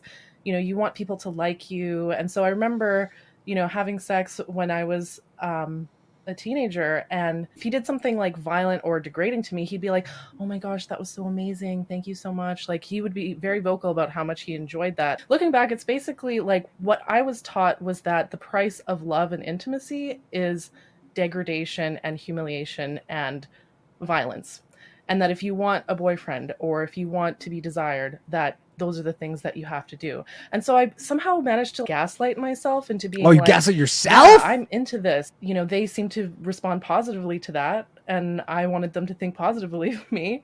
And so I'd be like, yeah, I'm totally into it. They have pick-me cool girls that write all these magazines, right? And they always put themselves front and center, like they're the authority on this. And look at me, I'm really great at this. And it's almost like a race to the bottom to how much sexual abuse and risky sex you can have and then pretend like you're fine, right? There was an article by Tracy Clark Florio, and she was a longtime editor of Jezebel, and actually she wrote a book where she came out and said, oh yeah, I was faking it the whole time when I was talking about liking being choked during sex and feeling exactly how say what you fucking Lilith, mean, because guys are choking women because they're being asked to do it. So if you're saying, hey, choke me because you think that's what he wants, but he thinks that's what you want. So then he's doing it because he thinks that's what you want, and you're doing, like, it's chicken and the egg. I don't know. Like, what are you supposed to do here? Even though I don't actually enjoy it, I tell myself that I enjoy it to sort of, like, mentally cope with the reality that that's what men want. Right, exactly. And feel like you're in control then, right? Because you're in control of your own abuse if you tell yourself that you like it. And that's a really, really, really dangerous message to be spreading to girls, you know, especially if you're an adult. And I have a problem with all these adults doing this, especially since some of these people are not, like, they're not sex therapists, they're not medical doctors, they're just random women that Vogue decided to put on their front cover and say, okay, this person's the authority on sex. And some of these women are mentally ill, literally mentally ill. And I don't say that to make fun of people who are mentally ill, but they're not of sound mind and body to be making good, healthy choices for themselves. And they glamorize being on drugs and engaging in sex work. And then you get people like Carly Ciortino, Kat Marnell, Gigi Angle. Oh my God. There's so many of these women here who you basically feel like their entire stick is like shock value sex. And it'll be so crazy sometimes. It'll be like, oh, if you haven't picked up a homeless dude from the side of the road and swirled that street meat to the back of your mouth, are you really a feminist? Yeah. It's really insane. Sweetie, are you even a real feminist unless you take cum shots to the face? If you blown a guy out back in the warehouse and pop pills while you were doing You're not a real feminist unless you support all women, including women who like to go out in public with cum on their face. Yeah. Have you fished a dildo out of the dumpster like a real freaking feminist? Yeah, like they're just gaslighting us about what done it that. means to be a real feminist. I mean, I don't believe all of them. Maybe there's no such thing as a real feminist. Maybe it can mean whatever it wants to that person. I don't know. And I remember distinctly, because I remember, especially in college, there were some girls that were like the biggest pick-me's. They were always sleeping with every guy. And on the outside, looking in based on their behavior, be like, well, they're clearly so desperate for approval. But the way they would always be so defensive and be like, I'm better than the rest of these chicks, especially because they would get attention from men. They would always have this attitude like, you just can't handle it, right? And Oh, you're just vanilla. you're just vanilla. You Yeah, can't handle it's it. true. These chicks out here prudes. You know, I'm just a ride or die. These chicks And are not then for the boys. As an adult, you realize there's no way you're enjoying all that dick. Okay, like just probability wise, like just probably, like even as a person, I mean, I understand just being drunk and horny and wanting to fuck because drinking and fucking is fun, but just straight up numbers wise, a lot of guys' equipment ain't that great and they ain't that skilled, sis. So, you know, when you start to just have the perspective as an adult, you realize like, yeah, a lot of the women spend a lot of time lying to themselves because they are desperate for male approval, but they don't like to admit it. So they cloak it in feminism and girl power and cutting and also, deep. you know, enjoying the social status that comes with getting attention from these guys. I think for me, the biggest issue perhaps I have with BDSM and the entire community is the cognitive dissonance. If you told somebody that my boyfriend slaps me, chokes me, throws me up against the wall, ties me up and, you know, beats me, everybody would be like, what are you doing? You're being abused. But when you add BDSM to that, or in bed, as they say, suddenly it's fine and you shouldn't kink shame. And it's like, you can't separate Stop the kink person shaming. in the bedroom, you know, from the person outside. Like, you can't, I guess, pretend to be a misogynist by beating women for sexual gratification and then say you're not a misogynist. You know, it's very, very, the cognitive dissonance is absolutely huge. We have an article like that on the website, which is that his kinks are a reflection of his character. At some point, we decided as a culture that people's kinks were completely separate from who they are. And I almost feel like it got, personally, I feel like it got snuck in when we were talking about gay rights and saying, hey, some people are just gay or lesbian. It has nothing to do with their character as a person. They're not terrible people. And so understanding people's sexual orientation is not a part of their character is a little bit different than saying people's kinks are not a part of their character. A kink is not a protected characteristic as well. People, It should be, though. Protect our whores. they love to act. By the way, these chicks, I hope, for all of our sakes, get a fucking producer at some point or learn some sound mixing skills, because this is tough. This is Like tough it to is. listen. So if you express any sort of concern, it's, oh, you're kink shaming. That's not, and it's like, well, shame is still an emotion, and sometimes, like, you should feel ashamed. Yeah, certain things, pedophilia, you should feel ashamed.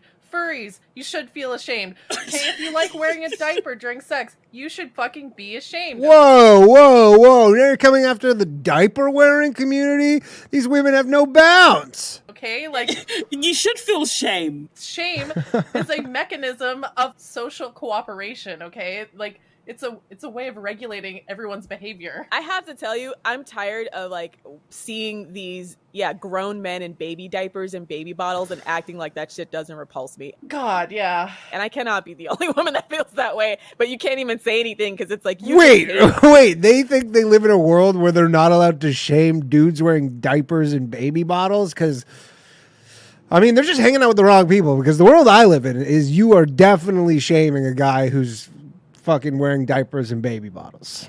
You hate people who are I different. don't even hate that person. It's just gross. It's not even personal. It's just inappropriate. And I remember it was quite interesting. If I look back, I came across BDSM in erotica.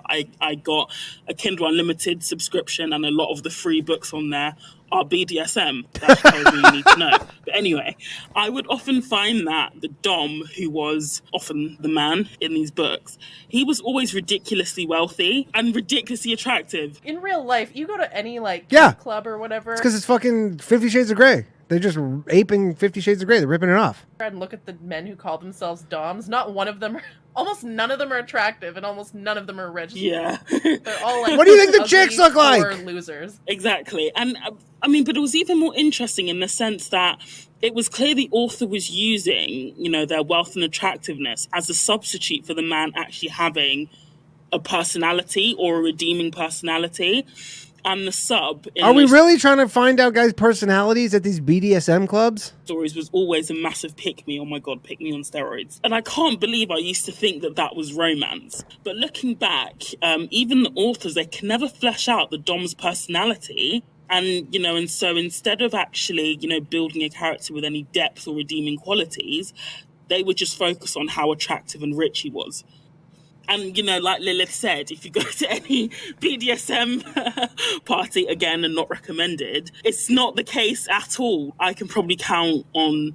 Actually, I can't count one, actually. So we'll dead that there. They're all neckbeards. Yeah. The other thing I want to point out... What do the chicks look like? What, are you just neckbeards and models? Because if it is, then fucking every neckbeard dude's going to go there. is that men Like- who are good people and men who are into kink are mutually exclusive groups.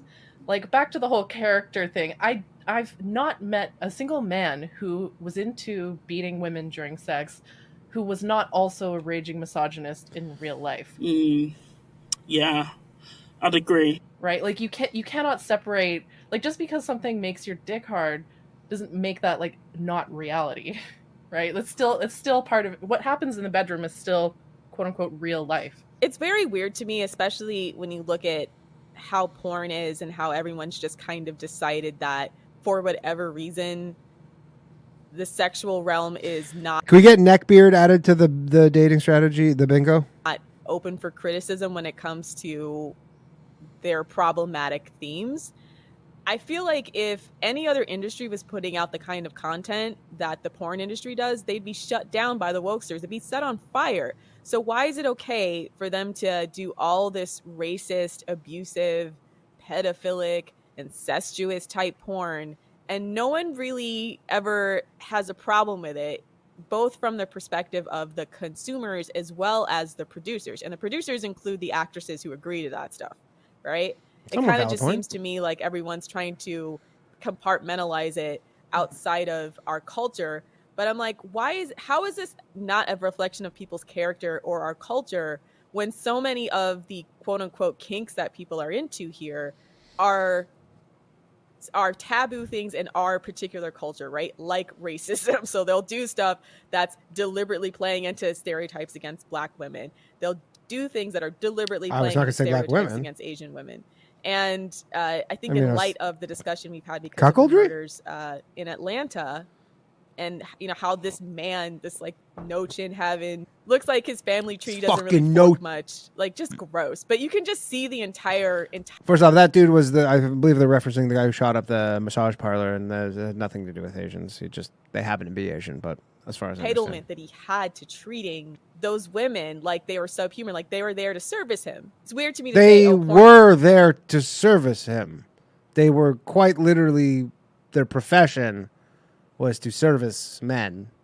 So has nothing to do with that. There was an article posted on FDS a while back that was like 6 marginalized groups that porn has no problem making fun of or something like that. And there was a lot sounds of like a good read. yeah, like cops rape like Black women, or like refugees get raped by immigration officials and that kind of stuff. What? And like, I mean, they don't use the word rape sometimes they do, but a lot of times they use the word like forced, blackmailed, or something like that. They did use the word rape until Pornhub got called before Parliament, right? And then now they cleaned up everything, but it still looks Parliament. horrible, right? It doesn't look like it's getting any better. If any other media production company had a scene where like refugee women were being raped by immigration officials for entertainment, that shit would get shut down so quickly. So why is it okay when I mean, there might be a masturbating scene in a to it? And the movie other like thing to that. remember is Just that won't be when graphic. you have an orgasm, you get a dopamine rush. It reinforces that behavior. So when someone like masturbates or gets sexual pleasure from humiliation, violence, degradation, and so on, it's just reinforcing that and building those neural pathways so much stronger. Yeah. It's basically like edgelord, neckbeard, incel fantasies. It's like Holy shit, that was a lot of bingos right there. like how unpopular opinion is on Reddit, where it's all the opinions that are just racist and sexist that these guys feel persecuted for saying, and then sexualized, and then that's the porn industry now. It's like they got a room full of incels to workshop, okay, what should we make our next porn film about or whatever, and then all the incels get together and go like, oh, well, those black women are getting too uppity, so throw some bananas at them. Like, and I'm not even exaggerating about that. They were talking about that in some black porn actresses were talking about literally being forced to pose with bananas. Like, there's all right, that's a lot. Who's writing this? It's not even inventive. Here's the thing: it's boring because I'm like, it's not even inventive. I remember HBO's like Real Sex or something, and it would be like at least a little bit imaginative. It'd be like, I'm sexually attracted to popping balloons, or I'm sexually attracted to glitter, and it would be something different, you know, or I want to have sex in a bathtub full of Jello. These kinks and these things that are being promoted as kink positive are all just the edgelord ideas being pushed into the mainstream by the porn industry. And to be honest, like, I don't really care about those types of fetishes. Like, you know, even foot fetishes, I don't have a positive or negative opinion about that. I don't care what other people do. My problem is with right, there's specific cultural narratives. The specific cultural narratives, yeah, like in terms of anything that has to do with basically sexualizing oppression and making oppression sexy. And abuse, yeah. And any kind of fetish that plays into that, to me, has no place in progressive modern society. Right, and it's like we all have collective amnesia when it comes to the porn industry, and every time I see one of these women's magazines talk about how, oh, have you paid for feminist porn, or it's empowering, or we need to support these women in the porn industry, I'm like, all of them? Because some of them are putting out very, very problematic content. Problematic, yes, but they're feminists, so kind of shitty if you don't support them. And I don't know that it's, you know, there seems to be no discussion of like how responsible are they for creating these really, really toxic narratives, right? And we always get people who go like, oh, but what about femdom, okay? Like, first of all, the vast majority of porn is not femdom. It's like 0.01% of the sexy content that you'll see is femdom. Secondly, even in femdom, the man's pleasure, the man's kinks are still the higher priority. The thing is, though, part of me kind of really likes the fact that there are women out there who get paid to kick men in the balls. Bet you do. I bet you do. No, see, it doesn't count because they like it. See, that doesn't count. Yeah, like if he enjoys getting kicked in the balls, then yeah, okay, it doesn't count. But I just like the idea of women getting rich from kicking men in the balls. Look, if I could get rich kicking dudes in the balls, I think I could speak for all of us when we say we'd be doing that. I hate the idea of making men happy. Yeah, that's true, but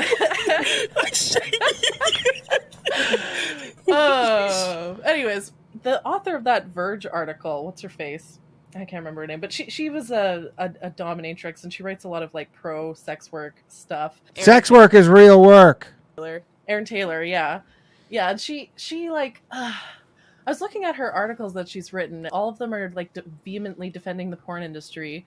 And I'm sorry, but like, just because you are the one privileged sex worker that's able to negotiate your prices and you're the one making the dominant one, doesn't excuse the 99.9999% of women in the sex trafficking industry who are being exploited.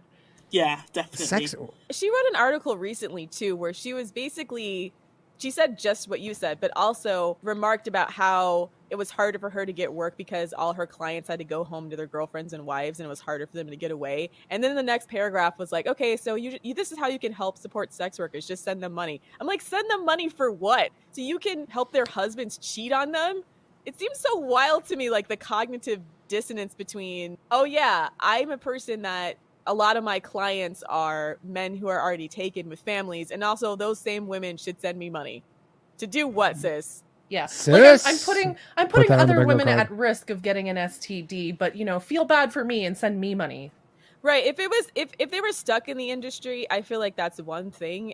But when they're actively choosing to be a part of this, and they don't have to, it's not our responsibility to make sure they keep a job and like feel good about it. That's nobody's responsibility.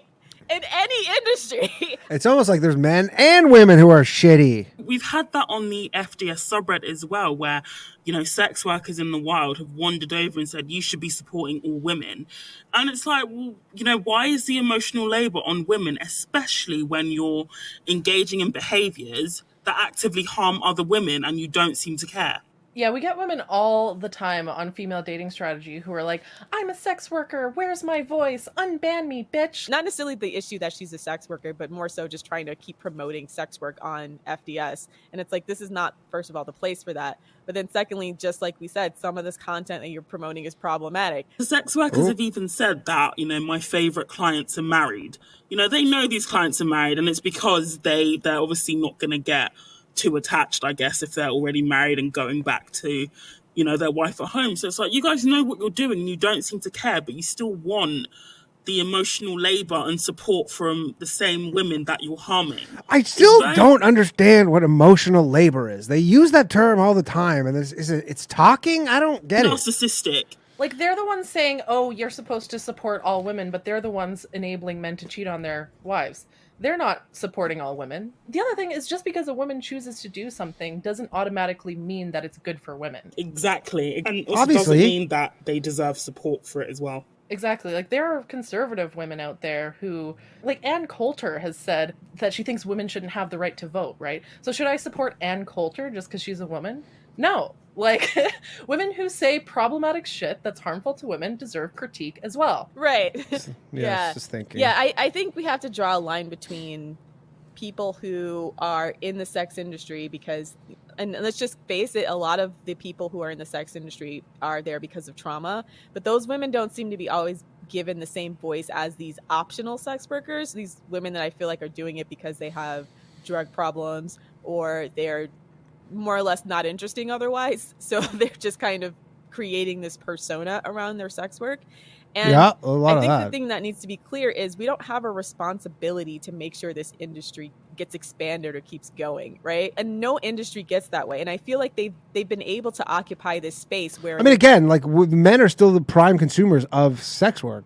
Victims when it's convenient, and then strong, empowered women when it's convenient. There's just like this fake empowerment thing where they go, oh, it's so empowering and to be a prostitute. by doing that, it's like no one's ever held accountable for their content. No one's ever held accountable for the impact they have on people who use their services, and by extension, the women who are affected by these men who use them.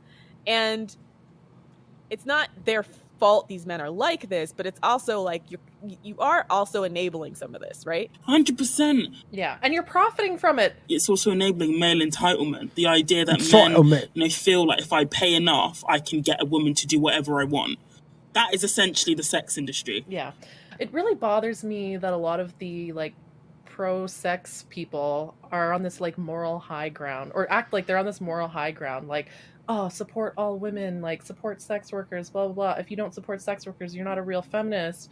But at the same time, they are supporting an industry that is extremely toxic and harmful to women. So I don't really think that they deserve to have that moral high ground. It's just not there. Yeah, I don't understand it either. And I'm not exactly sure how and where that came into the feminist discourse, because again, it just seems like the most privileged... It was a pure power thing. It was that men were exploiting women, and so women were like, it's like taking the N-word back. That's what the whole women being on board with the sex work stuff is. They're just like, we're going to take it back. We're not going to be exploited. We're going to be the exploiters. And go, okay, as long as we get what we want. Women took the microphone, and then the scores of women who get chewed up and spit out of this industry. I mean, watch stuff like Soft White Underbelly on YouTube, and a lot of these women have very tragic, sad backgrounds, and what leads them to porn is usually not good, or leads them to sex work is usually not good. And it's weird to have a disconnect between the glamorized version of sex work and BDSM and what it could be if everyone's safe, sane, and consensual, and everyone practices. I mean, if you need everybody to be sane, good luck having anybody doing that shit. It perfectly, and all the men are respectful. And then the reality on the ground, I don't like the disconnect there, because it seems like they're just completely ignoring the carnage to push an ideology. And if there's anything I think FDS is trying to cut through is, let's stop with the fairy tales. Stop with the liberal fairy tales that everything is going to be perfect in these types of communities. They're just like any other type of community. Are you telling me, for example, that being a waitress and having shitty clients and having them sometimes be jerks and how much that affects women who work, you know, in the service industry emotionally, and then you sexualize that, you're telling me that's actually better and they're getting more respect from their clients and these women are in power positions when, you know, they're just as desperate to make rent as someone who busses tables, right? I don't understand how they're trying to make it seem as if this industry is the exception to the rule. I mean, it defies all logic to me. Mm-hmm. Every single time that a dom does something shitty or abusive, like Army Hammer, for example. Oh God. They go, oh, well, not all doms are like that. It's like not all men are like that. Not all cannibals. I mean, but it isn't even that. The discourse is, oh, well, that wasn't a dom, that was an abuser. Typical no true Scotsman fallacy. It makes absolutely no sense. If your community is predicated on abuse, which is what BDSM is, regardless of whether you consent or not. But it's women who are driving this. Women are the ones who are the majority doing BDSM stuff or into it. I fucking guarantee that. You shouldn't be surprised when... And BDSM, let's be clear, it's bondage, bondage, dominance, sadism, masochism. And it's like literally abuse. You can't then act shocked when people get abused. It's just so stupid. The other disturbing thing about the BDSM community is the emphasis on like the quote-unquote fresh meat. Yeah. Like, they actually fetishize the women who are new to the scene, who are younger, who don't know how to have strong boundaries and stuff like that. Yeah. Those are the ones who get disproportionately targeted, right? And so it bothers me when they're... I mean, young people in general get disproportionately targeted, men and women, for stuff because they just don't know better, you know? It's why the military gets tons of people who are young and they're just like, you know, in a bad spot. And they go like, I'm going to go join the military. And they get their fucking legs blown off in some country fighting some war they don't know shit about. Maybe have more experience, who have been in the scene for longer, and they're pushing this pro BDSM narrative. At the same time, they're not the ones necessarily being hurt the most. It's the less experienced women. See, that scares me too, because that sets up a situation where you have a woman who is probably seeking this out, you know, for the reasons that you guys have already stated, and then they're getting lavished with attention by this community. Yeah, because they're new and inexperienced. It is super dark. It is so insidious, actually. 100%. Like, it is. I mean, there are subreddits on Reddit where people can say I'm looking for a dom or a sub or whatever they want, and when I see a girl who's like 18, my heart just completely sinks, because it's like she's gonna get I just can't even, because at that age you don't even know what you don't know. And like Lilith said, she's got a massive target on her back and she won't even know.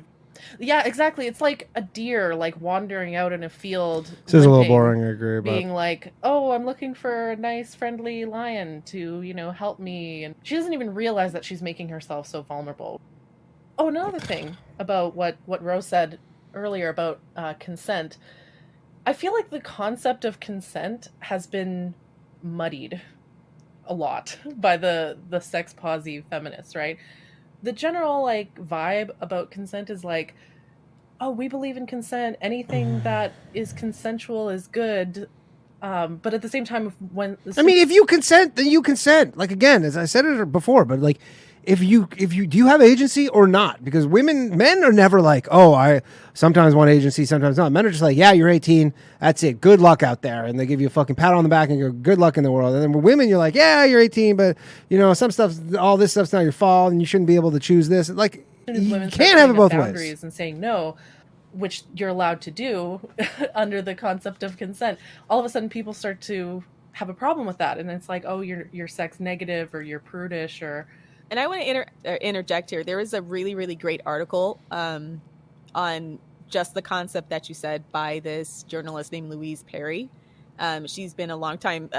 She's funny because she interacts with our FDS Twitter sometimes. She made the case she laid out the case that you just did, is that the left has no morality other than consent is okay, but they seem to ignore all of the cultural influences that go into who is allowed to say no, when they're allowed to say no, what happens when they say no, and the consequences to that, and just saying, these things don't exist in a vacuum. So I think it's important when we just say consent is the barrier. It's like, well, technically women who are in abusive relationships, they're kind of consenting to be there a lot of times. That's kind of the ugly truth. Yeah, but you can't consent to a real crime. I guess you kind of can, but at the end of the day, you can't. I don't know. Allow women who are coming to work with black eyes to just say, well, I just love him and I want to stay all the time. And we allow them, but we also say, like, sis, like, what you're doing here is clearly damaging to you mentally and emotionally, right? Yeah, you're allowed to fucking damage yourself mentally and emotionally. It's a goddamn free country. It's called America. I think she's Canadian. Quote unquote okay with his abuse, right? Yeah, like all of the sex stuff that I've done that traumatized. I mean, I don't know if this is like a philosophical thing, but you're like, if you're in an abusive relationship, man or a woman, but you're fine with it, even though it's abusive, like, do you not have the right to remain in it? Maybe I guess some people would say, well, you're no longer under your own control to make that decision, but maybe you are, and you choose that this abusive relationship is the best option. Obviously, it's kind of fucked up because, like, if it's physically abusive, then now you're being assaulted, and that's a criminal element. I don't know. I technically consented to it. Consent is a very, very low bar. And the other thing that I find dark is, like, if you talk about having a negative sexual experience, like on my other like Reddit accounts, there have been cases where I say, like, oh, I had this like bad sexual experience, related to BDSM. There's always comments that are like, oh, but you consented to it.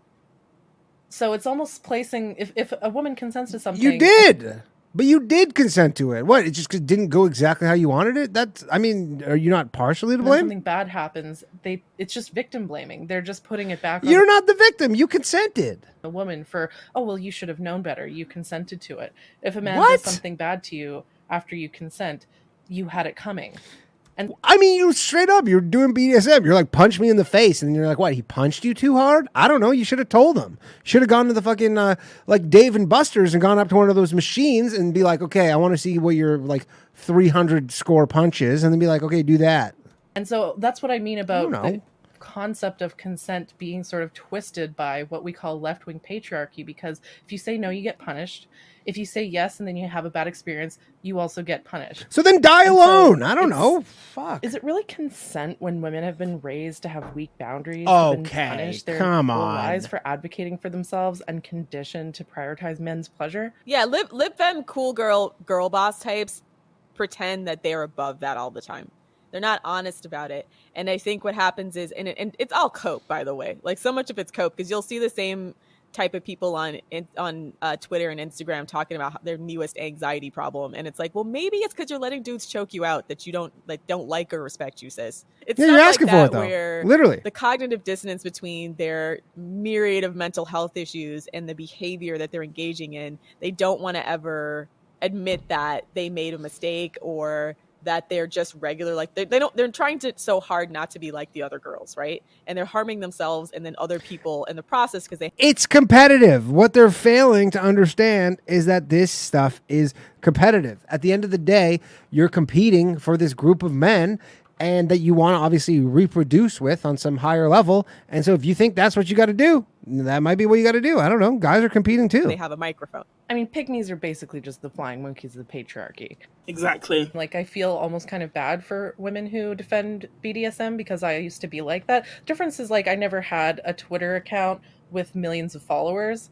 Like, I've said stupid shit in the past, but I wasn't really influencing anybody either, right? And I wasn't profiting from that either as well, right? So all these, like, quote unquote sex advice, guru people that you see on social media, the ones that are promoting these narratives that are harmful to women, I have much more limited compassion for them.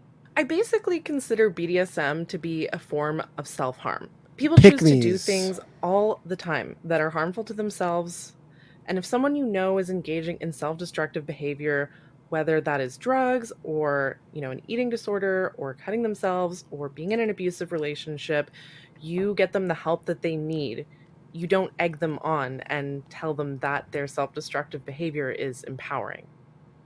So to tie up the BDSM part of this podcast, God, there's still another half an hour of this shit. The story of a famous actor named Armie Hammer, who was recently outed for wasn't he a cannibal? By several women for having a fetish for I think it was for cannibalism. Oh yeah, not all cannibals, sis. Yeah, not all cannibals are like that. Okay, like how dare you suggest there's something wrong? He basically sent these women quite explicit like messages on Instagram, basically saying how he wanted to basically cannibalize them. I think in one message he said he wanted to chop her to pieces and then fuck the pile that was her body, or some weird shit like that. Totally Or like, I want to fucked up cut shit. off your finger and then put it in my pocket so I always have you with me, or something like that. Ugh.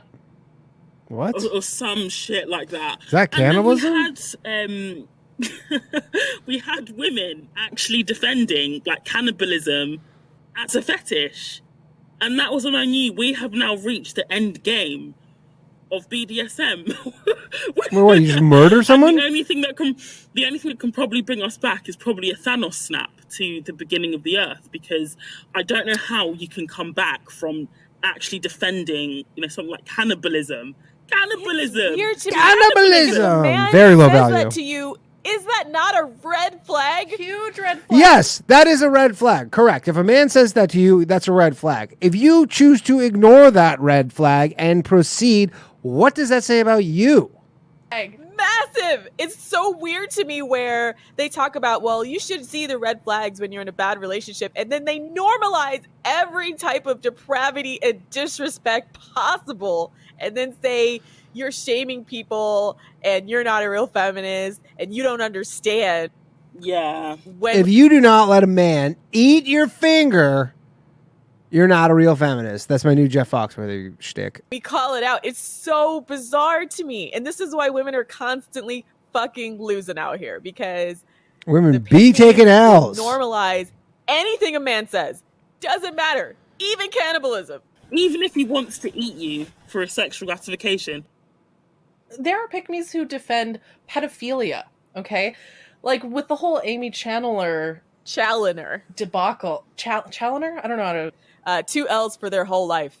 Double L. What? Their whole life is an L, to be honest. Ooh. Yeah, so, like, I don't know, Snap. for those of you listening, long story short, basically Reddit got shut down for a couple of days because Reddit hired a pedophile, or a pedophile, like, apologist, I should say, whose father and whose husband are known pedophiles. Father was convicted of torturing and raping a 10-year-old girl.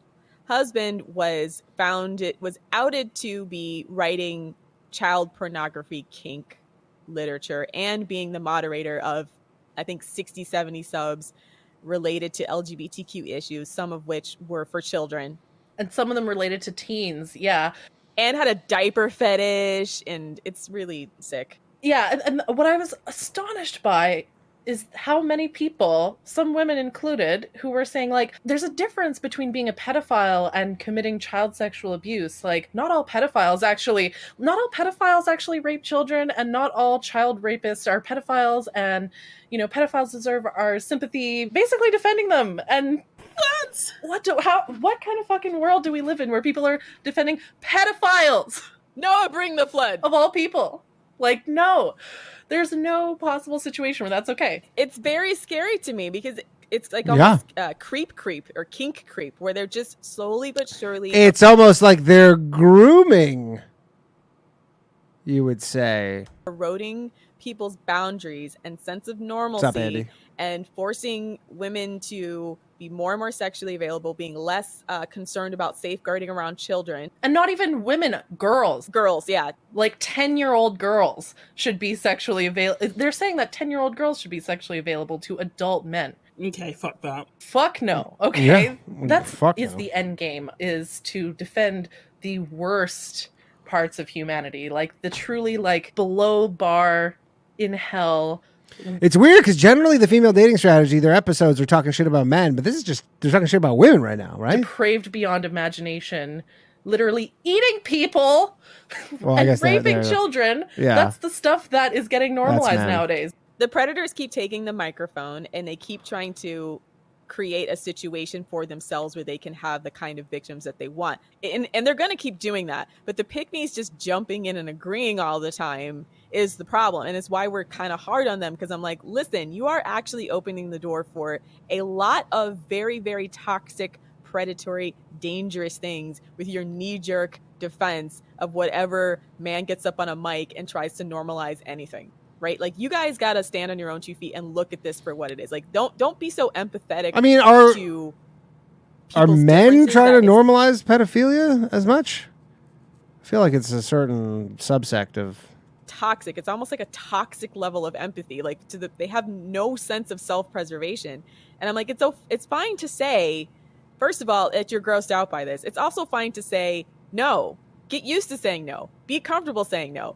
Yes. Be comfortable strategizing and looking, okay, what are all the weaknesses in this argument that could cause problems for us or me? It's fine to do that. And I'm tired of the left, like, almost weaponizing victimhood and glamorizing victimhood, because it doesn't do us any good. No, it doesn't. 100%. Yeah, these chicks are base sometimes. Remarks, I just want closing remarks. God damn, it's still 20 minutes. Conclude with the reminder that sexuality Fuck, these chicks are boring does not sometimes. exist in a vacuum. What we do in the bedroom exists within a greater context, and that context is a patriarchal, racist, exploitative system. The things that make us horny, it doesn't just occur randomly. It's not something that you're born with, like being gay or being lesbian. We're not born to be sexually submissive, and men are not born to be sexually violent, or even vice versa. Your kinks are a reflection of your mental state. They are a reflection of the society that you live in. It's not an innate part of who we are as humans. In general, I don't think we should be normalizing violent and degrading sex. We shouldn't be normalizing any type of sexuality that normalizes violence against women. By the way, in all of these BDSM encounters that I had, not once did a man ever make me come. The sex was literally over when he orgasmed, and his pleasure... Yeah, that's how it works. ...always came first. It was always his fetishes that we were exploring, and I was just sort of going along with it. I mean, you were not just going along with it. Or whatever.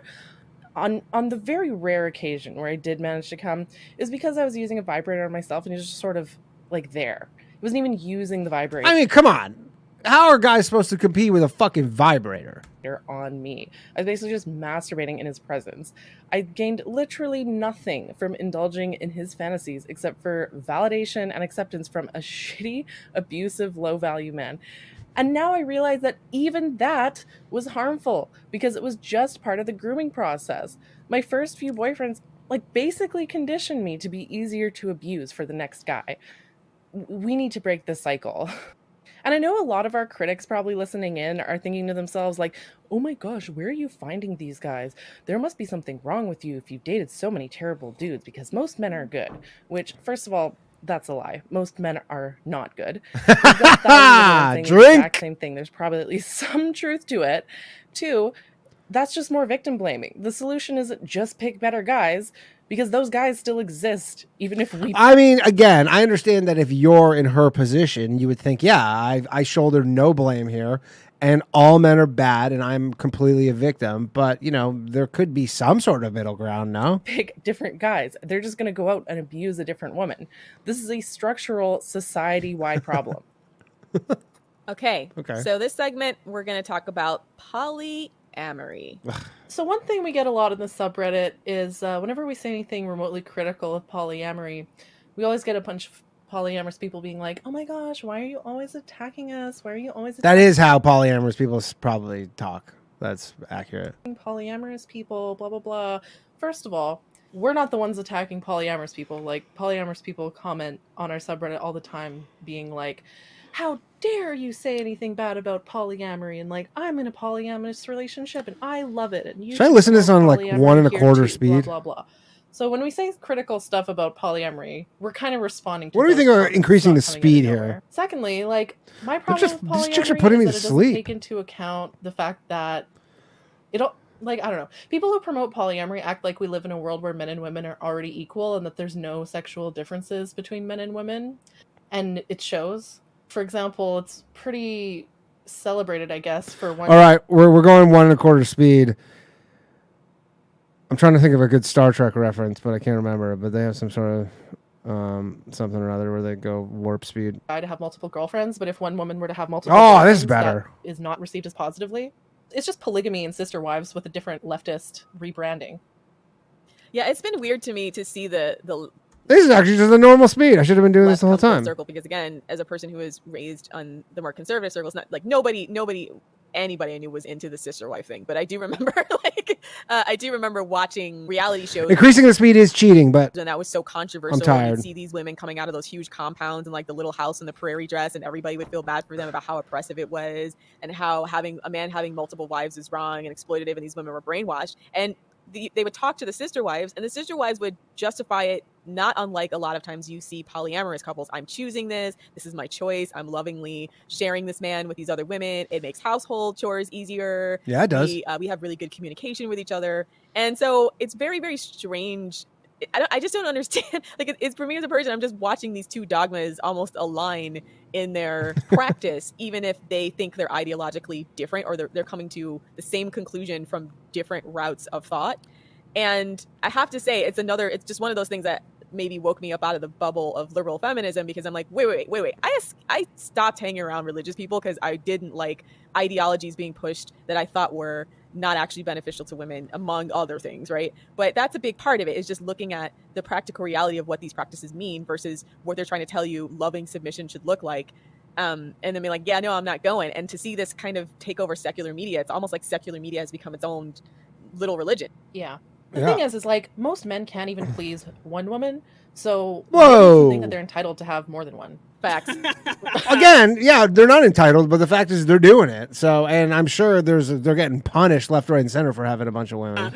Like, they can barely communicate. That's the crazy thing to me. I'm like, and if they can communicate, they're usually very manipulative. So that's the trade-off. You get a guy that can barely string Yeah, because men and women, they're never manipulative. sentences together or articulate his own thoughts, and then you have the guys that are motor mouths that can, sell a plate of ribs to a woman with white gloves in the summertime, right? And I think part of the appeal of, like monogamy is that you can get somebody else, but you're choosing to be with that person.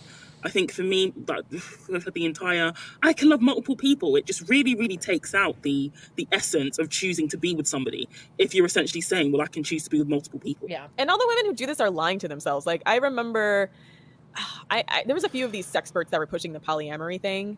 I want to say like Shan Booty was one. And when you get down to the nitty gritty of it, they don't actually have sex with other people. They just say, oh, you're free to do what you want. But then they're constantly vetoing it or getting jealous. And that's the same deal with, a lot of the people we'd see on polyamorous couples that would be talking about on Reddit, where there'd always be one person who would feel left out. They'd be like, well, I feel like I don't communicate as well with one person, and I feel like I'm being left out. And I'm like, have you ever tried to go on vacation with 3 people?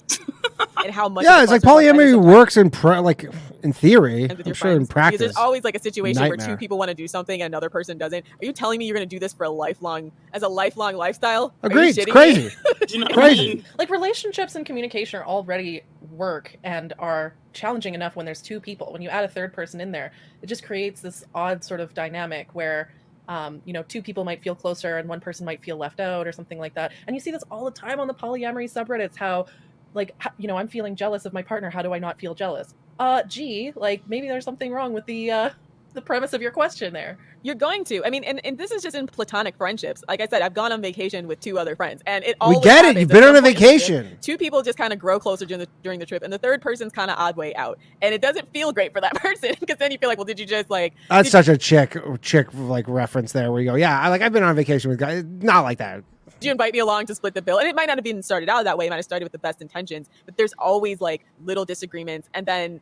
That's if girls. you have any issues at all in the friendship, like it'll get amplified just because you have to make all these decisions and you are being forced to constantly choose sides. Girls. So it's very, very strange to me to think this dynamic is somehow perfect again, unless you have one person who's sort of dominant and then the other 3 kind of do, they're basically massive pygmies. And that's the sister wife situation where like they have one guy that makes all the decisions and then they just go do all the domestic labor in the background. That's the only way that really works. So ladies, I actually have a confession about polyamory. Because I totally used to be one of them. So you guys, again, the vanilla person here. Oh, all Let me tell you right. the story. Yeah. So let me tell you the story. So Don't let them say that we don't know what we're talking about, because there's more than enough women who've been in this Yeah, we have tons of failed stuff we've tried. style who are on our sub who can tell you the truth. That's what we're telling people, the truth. Yeah. yeah, there's all these people saying like, oh, clearly you don't know anything about polyamory. I'm like, bitch, this is my lived reality, okay? I own my own experiences and I'm allowed to talk about them positively or negatively, okay? If you can't handle that, like just click away, just go look somewhere else. If you can't handle someone criticizing your lifestyle, why are you looking at it? But anyways, so a bit about my experience. So I was in a relationship with a guy, and it was actually his idea because I went to study abroad. Oh God. Mhm. So what, Oh, what happened is God. I went to study abroad, and we were like long distance relationship. And he was like, "Oh babe, like I'm just so horny. I want to like fuck around or whatever." And at the time, because I was still like live femme, pick me, brainwashed, I was like, "Oh babe, like, you know," I like weirdly felt like compassion for my boyfriend for the fact that he wanted to cheat on me. Flip-Ems will have you out here looking stupid. Like, honestly. I'm like cringing at myself and like my thought process because, okay, so the thing is, there's a few twists and turns in this story. So he ends up convincing me like we should have an open relationship, and he's like, "Oh well, you're studying abroad, like I'm sure you'll have fun." I found out after the fact, apparently there was a girl he had already been seeing, Of course. and like they were already fucking. Of course. Oh my gosh. What ended up happening is him and that girl didn't work out, and he struggled to find another partner after this. Like he couldn't get, like, you know, they had a bit of a fling. She dumped him, and he wasn't able to find anyone else after that. Meanwhile, I'm studying abroad, and I'm having the time of my life. Oh my God. This is always the story, isn't it? When like the guy wants to open it up and then he realizes that pussy land is dry for him. And so, and here's the other thing. Is, That's how it always goes. The guy goes, "Hey, can we open?" And then his chicks are like, "Yeah, I'm getting tons of dick," and he's like, "Oh, it's not how I expected this to work out." I really wanted to not do like the whole backpacking thing. Like I don't like backpacking. It's just dirty, and you're staying in hostels. And I wanted to travel with style, so I ended up actually finding a sugar daddy. Yeah, you did. This Oh is my the other gosh. confession number 2. Sorry, don't judge me, ladies, but No judgment zone. yeah. So I ended up meeting this guy from Switzerland who was insanely rich. We sort of got together. We met online, and you know, we got together, and we ended up like traveling Europe together, right? And he bankrolled the whole thing. I had some of the best experiences of my life. Fine dining, you know, going to resorts, you know, designer clothes. He actually bought me an apartment. Okay, like I don't want people listening to this to What? think that I'm like promoting being a sugar baby, because the end result of this was that like he got me an apartment that was better, but then he actually ghosted on me, and so I just got evicted. Like I couldn't pay the rent on this apartment, so I actually got evicted. One It for was the like going from, like, a boys. very high to a very low, which is why I think being a sugar baby is ultimately very risky, because if you're hitching your cart to some guy, you have no control over whether he's going to continue bankrolling you. You don't want And he to ever be in won't. a situation where he's paying for your housing and he can withdraw that support at any time, and in which case you're just screwed. But anyways, there was a lot of stuff that happened. She did get My boyfriend back in Canada, he back in Canada. was not pleased. Like when I was talking about Oh, some of you the don't traveling say! experiences that I was having that were You amazing, don't he was say! super jealous, obviously. Yeah. And it got to a point where he was like, "Oh, you know, I've reconsidered. Like, I want to close our relationship again." Right. You know, like he wasn't comfortable with this. Like he was no longer comfortable with it, and I was at that point. I was just like, "Well, too fucking bad. Like I'm having a good time. You were the one who opened this Pandora's box. Okay, I'm not gonna close it just because you changed your mind because you're not having as much fun as me." That's the thing. They only want it if it doesn't actually make you happy. That's exactly it. Like he only asked for the open relationship because he wanted permission to cheat on me openly. Yes, they And then do. when that didn't work out for him, and I opened up the relationship and I ended up having a great time, that's when he was like, "Nope, we can't have this, like shut it down, back to monogamy." We ended up breaking up over this, right? Obviously, like this was an funny thing, he actually made a post on Reddit that he shared with me, and he of course painted it in a way of like, All these "I'm Redditors leaving, suck. You know, my girlfriend wanted to open up the relationship and I'm not comfortable with it." Like he made it seem like it was my idea. Oh Oh, my gosh. And so it shit. ended up being one of those ones on the relationship subs where I was made out to be like the bad guy and he was the innocent victim. Of course, all the comments were like, "Oh my gosh, you need to break up with her. She's evil." You know, he sent me this link. Like, I don't know what he was thinking because I read the actual post. This is full of lies. I don't know why you're asking the internet to gaslight me on your behalf. This is the thing that can men the do, is they internet go gaslight post someone? one-sided stories on the relationship subs and then they share it with their girlfriend so that they can be like, "See, there's all these Look, again, we're listening to a one-sided story right people now. agreeing with me. Look how many upvotes they have, or look how many upvotes I have." Anyways, long story short, the whole polyamory a thing long like story. kind of worked out for me. And It did work out for him. yeah, it did kind of work out. For Scroat. me. Poor little Beautiful Tim. story. Poor little Tim. It didn't work out for him, as we say. In the US, we say he fucked around and found out. That Yeah. was my brief stint in polyamory. But yeah, the sugar baby thing definitely did not work for me. Like after that experience, I was just like so traumatized. I never wanted to go there again. I just had trust issues.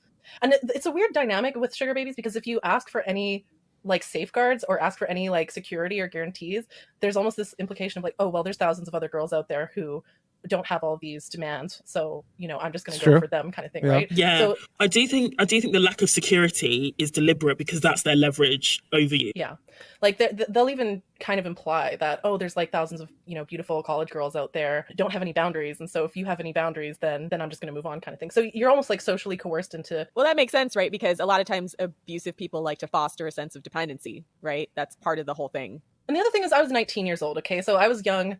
I didn't really know a whole lot about, I don't know. I was vulnerable. I didn't really, and I'm interacting with men who are like in their 30s and 40s. They have much more life experience than me. Yeah, and they also have a ton of more money, which you didn't have any problem taking advantage of that part. I don't know. I was young and stupid. And I didn't know better, but it ended up not working out for me. But I'd never really tried polyamory again after that, just because it kind of left a bad taste in my mouth after that. The other unexplored aspect of it, and something I have talked to some women about, is that this is kind of, the polyamory thing was sort of a safe way to be bisexual if you're a woman. Now it's become much more open, and it's fine to be a person who is bisexual openly, but sometimes it also attracts women who are really trying to come to grips with their sexuality, and it's almost like a stepping stone to say, well, we're in a relationship, right? For women who are bisexual, I think they're just better off only dating women. Like,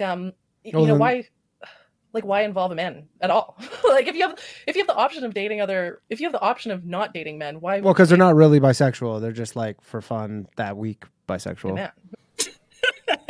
It's just performative straightness, right?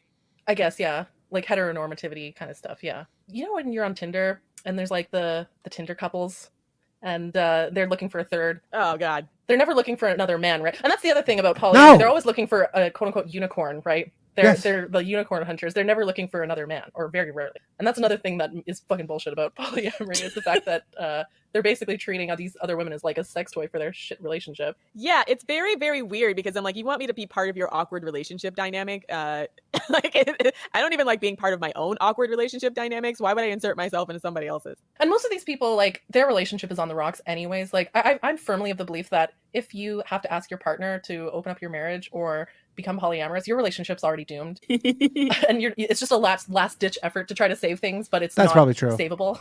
It's doomed, yeah. Like, I mean, I've known a few, for example, low-value guys who've admitted to me and said, when I asked to open up my relationship, like, one of them was a dom who was in a relationship with a woman who wasn't into the scene. So he was like, I basically need to abuse submissives because it's what I need. And they opened it up on that basis, and surprise, surprise, it didn't work out. So, and those ones actually are kind of gross to me, because it's very like Madonna whore complex-ish, right? Like, yeah. My girlfriend or my wife isn't into BDSM, and I respect her, so I'm not going to do those. We've even seen Reddit posts where, like, a girl is the third, and he says to her straight up, like, I respect my wife too much to do these things to her. Yeah. And then she's like, wait, so he's saying that he doesn't respect me? Yes. Yes. That is correct. It's Ding, weird, ding, because, ding. Left-wing fairy tale, where they always think that these guys really love them deep down, and all these men who pay for sex with them or invite them to these situations where they're clearly at a disadvantage. In their head, they're like, oh, he respects me. But when you listen to what men actually say, and they say this very explicitly sometimes, in addition to, passive aggressively, they don't respect these women. They don't do these things to women they respect. Yeah. And that actually goes full circle back to the like sex work stuff. I don't know if we want to get into sex work. That the whole sex industry is its own thing, but prostitutes say all the time, like, oh, half my clients are married men, or most of my clients are married men, and they do stuff with me that they wouldn't want to do with their wife. Like, how can you say that and think that there's nothing wrong with that? That's not a compliment to you. They always think that the wife's a heartbeat. Oh, what, are you getting into prostituting for the compliments? Right. That's the other subtext with sex workers saying that. And you see that a lot of times. They're the side chick, right? Oh, his wife doesn't understand him. There's even like a sex worker that made a TED talk like that. That was basically like, oh, a lot of guys come to me for emotional support they're not getting with their wives and girlfriends. And so I'm just telling you girls what they need. Emotional like, prostitution. They're probably garbage husbands. That's why. They're probably a terrible husband. That's why they're not getting emotional support. And the thing is, they probably are getting emotional support. These men go to these sex workers and they just lie. Right. Like, they lie. They'll say my marriage is shit, like my wife's not putting out. We're almost done here, folks. They're just We're almost done here, a folks. complete lie. That's why they don't leave their wife. They act like it's some kind of precious secret that they're only being told. And I'm like, this is the most pick-me ignorance I've ever seen. Again, every time you find yourself just face value taking what men say to you, really check yourself, because they create these whole narratives out of nothing, spinning webs of lies to justify their nonsense. Yeah. Capping. It's the capping, isn't it? Like, it's the capping, like that article said on the website. They're saying like, these chicks are too old to be saying capping. Come on. It's like turning Pinocchio into a real boy. Men will say something and they don't even believe it themselves. They'll just say it and just hope that you know, a woman latches onto it and believes it. They just need one woman for it to work for them, and that's it. Sex work Twitter is a landmine, but there was one woman I saw describing her sex work and saying that she got treated nicer by her Johns than any guy in her real life, and was kind of bragging about That's so sad. It made me so sad, and I was like, you almost can't even say anything to him because you're like, girl, that's actually tragic, and I feel It's kind of sad. bad because I want to tell you, no, they're not treating you well at all, but then I also don't want to clearly break your very fragile sense of self, already fragile sense of self. So it's like a balance between telling these women the truth and then not destroying them by the truth. Yeah. It reminds me a lot. I have a friend who This is punishment for me, guys. is in a relation with this guy named Josh. I fucking hate Josh, okay? So Oh, he's 10 years older than Josh. her, and is a low value man, is the worst person ever. I'm using his real name, by the way. Fuck Josh. Fuck Josh. Fuck you, I don't want Josh. Josh out there to hear this and be like, I am trash. Yeah, Josh, you Fuck are Josh. trash. Okay. Anyway, so he's like 10 years older than her. And because she's been in an abusive relationship, like every single relationship she's ever had was physically and emotionally abusive. And because this guy doesn't actively beat her, she's like, oh my gosh, he's like one of the good ones. And like, you know, he treats me better than any man I've ever been with. And I'm like, That's girl, true. that's not a flex. Okay. That's not something to be proud of. That's really, really sad. And so I don't like how women have been set up to have such a low expectations where a guy walks along who doesn't actively beat her, actively abuse her, and she's like, wow, he's a great guy, he's one of the good ones. Like, they have not earned that title. Pick me stories are the worst. There is yet another one from Twitter where a woman was describing, this is actually one of, I think, our most upvoted posts on the subreddit, but she was talking about how she had broken her leg and she was making out with this guy, and then she couldn't because it was painful, and so he stopped, and she was like, I thought that was the nicest thing any guy's ever done for me. It means sad. stopped having sex with you and like let you stay. Basically, he let her stay and watch the movie with him, and I'm like, that's the nicest thing. He did kick you out immediately after because you didn't have sex with him, and I was just like, you women oh got to my get your God. standards up. I don't know what to Some say of to you. stuff like that because I'm like, that's bare minimum, sis. Bare minimum. That's not even bare minimum. That's just like Being a decent person, not kicking someone out in the middle of the night because they couldn't have sex with you in that moment. Like, what the heck? And the sad thing is like, that actually does happen all the time. Like, there have been times where, like, here's the thing. Ladies who are listening in on this, if a guy asks you to his place, he wants to fuck you. Okay? Yes. I don't care what Correct. he says. just cuddle, just a cuddle. Correct. You just want to cook together or just Netflix and chill, whatever. No. If you go to his place, he has the expectation that you're going to have sex. Okay? So, I mean, don't if go you there and if you invite him over, also he thinks he's going to have sex. If you meet him at a hotel room, have sex. unless you are okay with having sex. And even then, you're allowed to say no at any time and leave. But there have been times where, you know, I'd go to a guy's place and for whatever reason, I just didn't want to have sex. And they would just kick me out in the middle of the night. They don't care. Like, as soon as you put up a boundary, they're like, okay, you're of no use to me. Like, get out. What? Well, because you're dicking them around. I mean, you got to tell them, I guess. I don't know. It's a weird Seriously, thing. I mean, I'm quite inexperienced in this area because I wouldn't, but I can't believe they would do that. Oh my gosh. I mean, it's kind of a bit much, but there's for sure guys who would do that. But I mean, I've been kicked out of a girl's house before. Like, Not because I having didn't want to fuck with her. She was just sex. like, Like, they're I had enough of me. remember, like, I said something that was like mildly offensive to a guy, and he, you know, kicked me out. And it wasn't even that bad. We were like watching like a true crime documentary about okay, everybody, there's a lot of confusion here with the with the pick me. It's pick me, like PICK me, and it's basically girls who are easy, essentially. All these girls who are vying for males' attention. They're not pygmies, like whatever those. What are pygmies again? Like some African thing. They're pygmies. They're like pick me, and they're just easy and vying for men's attention. And these women don't like it. They're essentially scabs. They're like union scabs. a woman going to a guy's place for a date. He murders her, and I made a joke. Ugh, I was I like, hate when guys "Oh, murder hope women." You don't do that to me. And he just lost it. Like, he just was like, I can't believe you would even imply that I would do such a thing.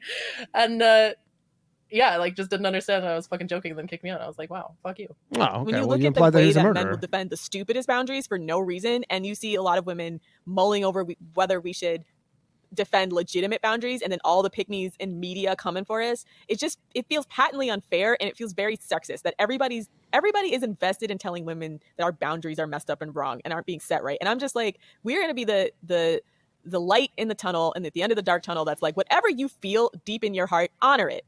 It doesn't matter. If he just eats his food wrong and you don't want to look at it anymore, girl, get up and leave. That's fine. Get up and It's leave. wrong. If he has a weird lisp, actually, no, I Yeah, shouldn't you're, say that. you're that's definitely not too going to die alone with these Never standards. far enough. But no, if he pisses you off, I don't know. Say you don't like guys with the name Brandon or whatever, like, dump him. I mean, but ultimately, an Brandon. interpersonal or like personal relationship is different to a work relationship or any other kind of relationship. You can be as discriminatory as you want. Like, there is nothing wrong with that because the amount of, you know, physical, emotional, mental investment in a personal relationship, like a romantic relationship, is quite different to any other. So like the men who tend to have the biggest issues with like women's standards are the ones who don't meet them. I mean, AKA the men who don't matter anyway. You know, let them be mad. Yeah, like who cares if you're alienating low value men? Okay, that is the whole point. Yeah, who cares? If Yeah, they think? it's They're not just to. gonna get mad. I Let thought them it was be the mad. point was to change them to high value men, to fix them. I'm sure there are people who complain fix them via the Rolls alienation. Royce is too expensive, but the people complaining, it's not my Chicks, these chicks are not. These chicks are not Rolls Royces. I can't believe towards them they anyway, because the people that can actually The afford a Rolls nerve. Royce will pay for it without complaining. So You're not it's a the Rolls same Royce. principle. Whenever a guy is doing something shitty and then a woman is like, I don't like this, I want to have a boundary about this. There's always people going, oh, but all men are like that. If you want a relationship, you have, it's most commonly said in the context of porn, right? My boyfriend is a porn addict and I hate it. And then all the replies are like, all men watch porn. So if you want a boyfriend, you have to put up with that. No, you don't. You do not have to put up with it, okay? You don't have to put up with porn.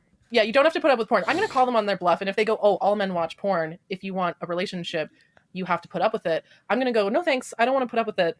So I don't want a relationship. Thanks. That is the key there. Like, ladies, if there's something that your guy's doing, sexually or otherwise, that you don't like, you don't need to negotiate down your boundaries. You're not missing something. You don't need to communicate with him in a way that doesn't hurt his feelings or whatever.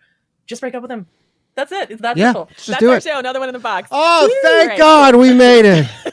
Oh my Visit our God, website I at thefemaledatingstrategy.com, as well as our Patreon at patreon.com. I have never been more exhausted in my fucking life. Holy shit. Okay, that is it. That's it, guys. We've done it. We technically banged out 4 episodes today, although 2 of them we skipped, which we didn't need to listen to that nonsense. So we're getting there. We're getting to the point where we're going to catch up. I can't wait till we do. Thanks, honestly, for the kings and the queens who have been watching this for the last... How long have we been going here? This is 3 hours almost since the start of the stream. If you have been with me for 3 hours, you are a king, you are a queen, you are not low value. Do not let anybody tell you otherwise. Thank you very much, everybody, for joining in. That was fun. I am fucking exhausted from that. I cannot I can't even understand how tired I am from going through that. Shout out to whoever, I don't know, did I suggest the increasing the speed? Anyways, the increasing the speed thing, a bit of a hack. We're going to implement that more in the future. I hope that was okay for anybody who's listening. If you want to support the low value universe, please, join the YouTube page. You can just hit that join button or become a scrote or sign up at the Patreon, patreon.com/low value mail. For those of you who enjoy the show, Low Value Mail will be back this Tuesday night at 9 p.m. To the rest of you, I will see you on the next Female Dating Strategy stream. I am out. Have a good Sunday night. Later to the kings and the queens.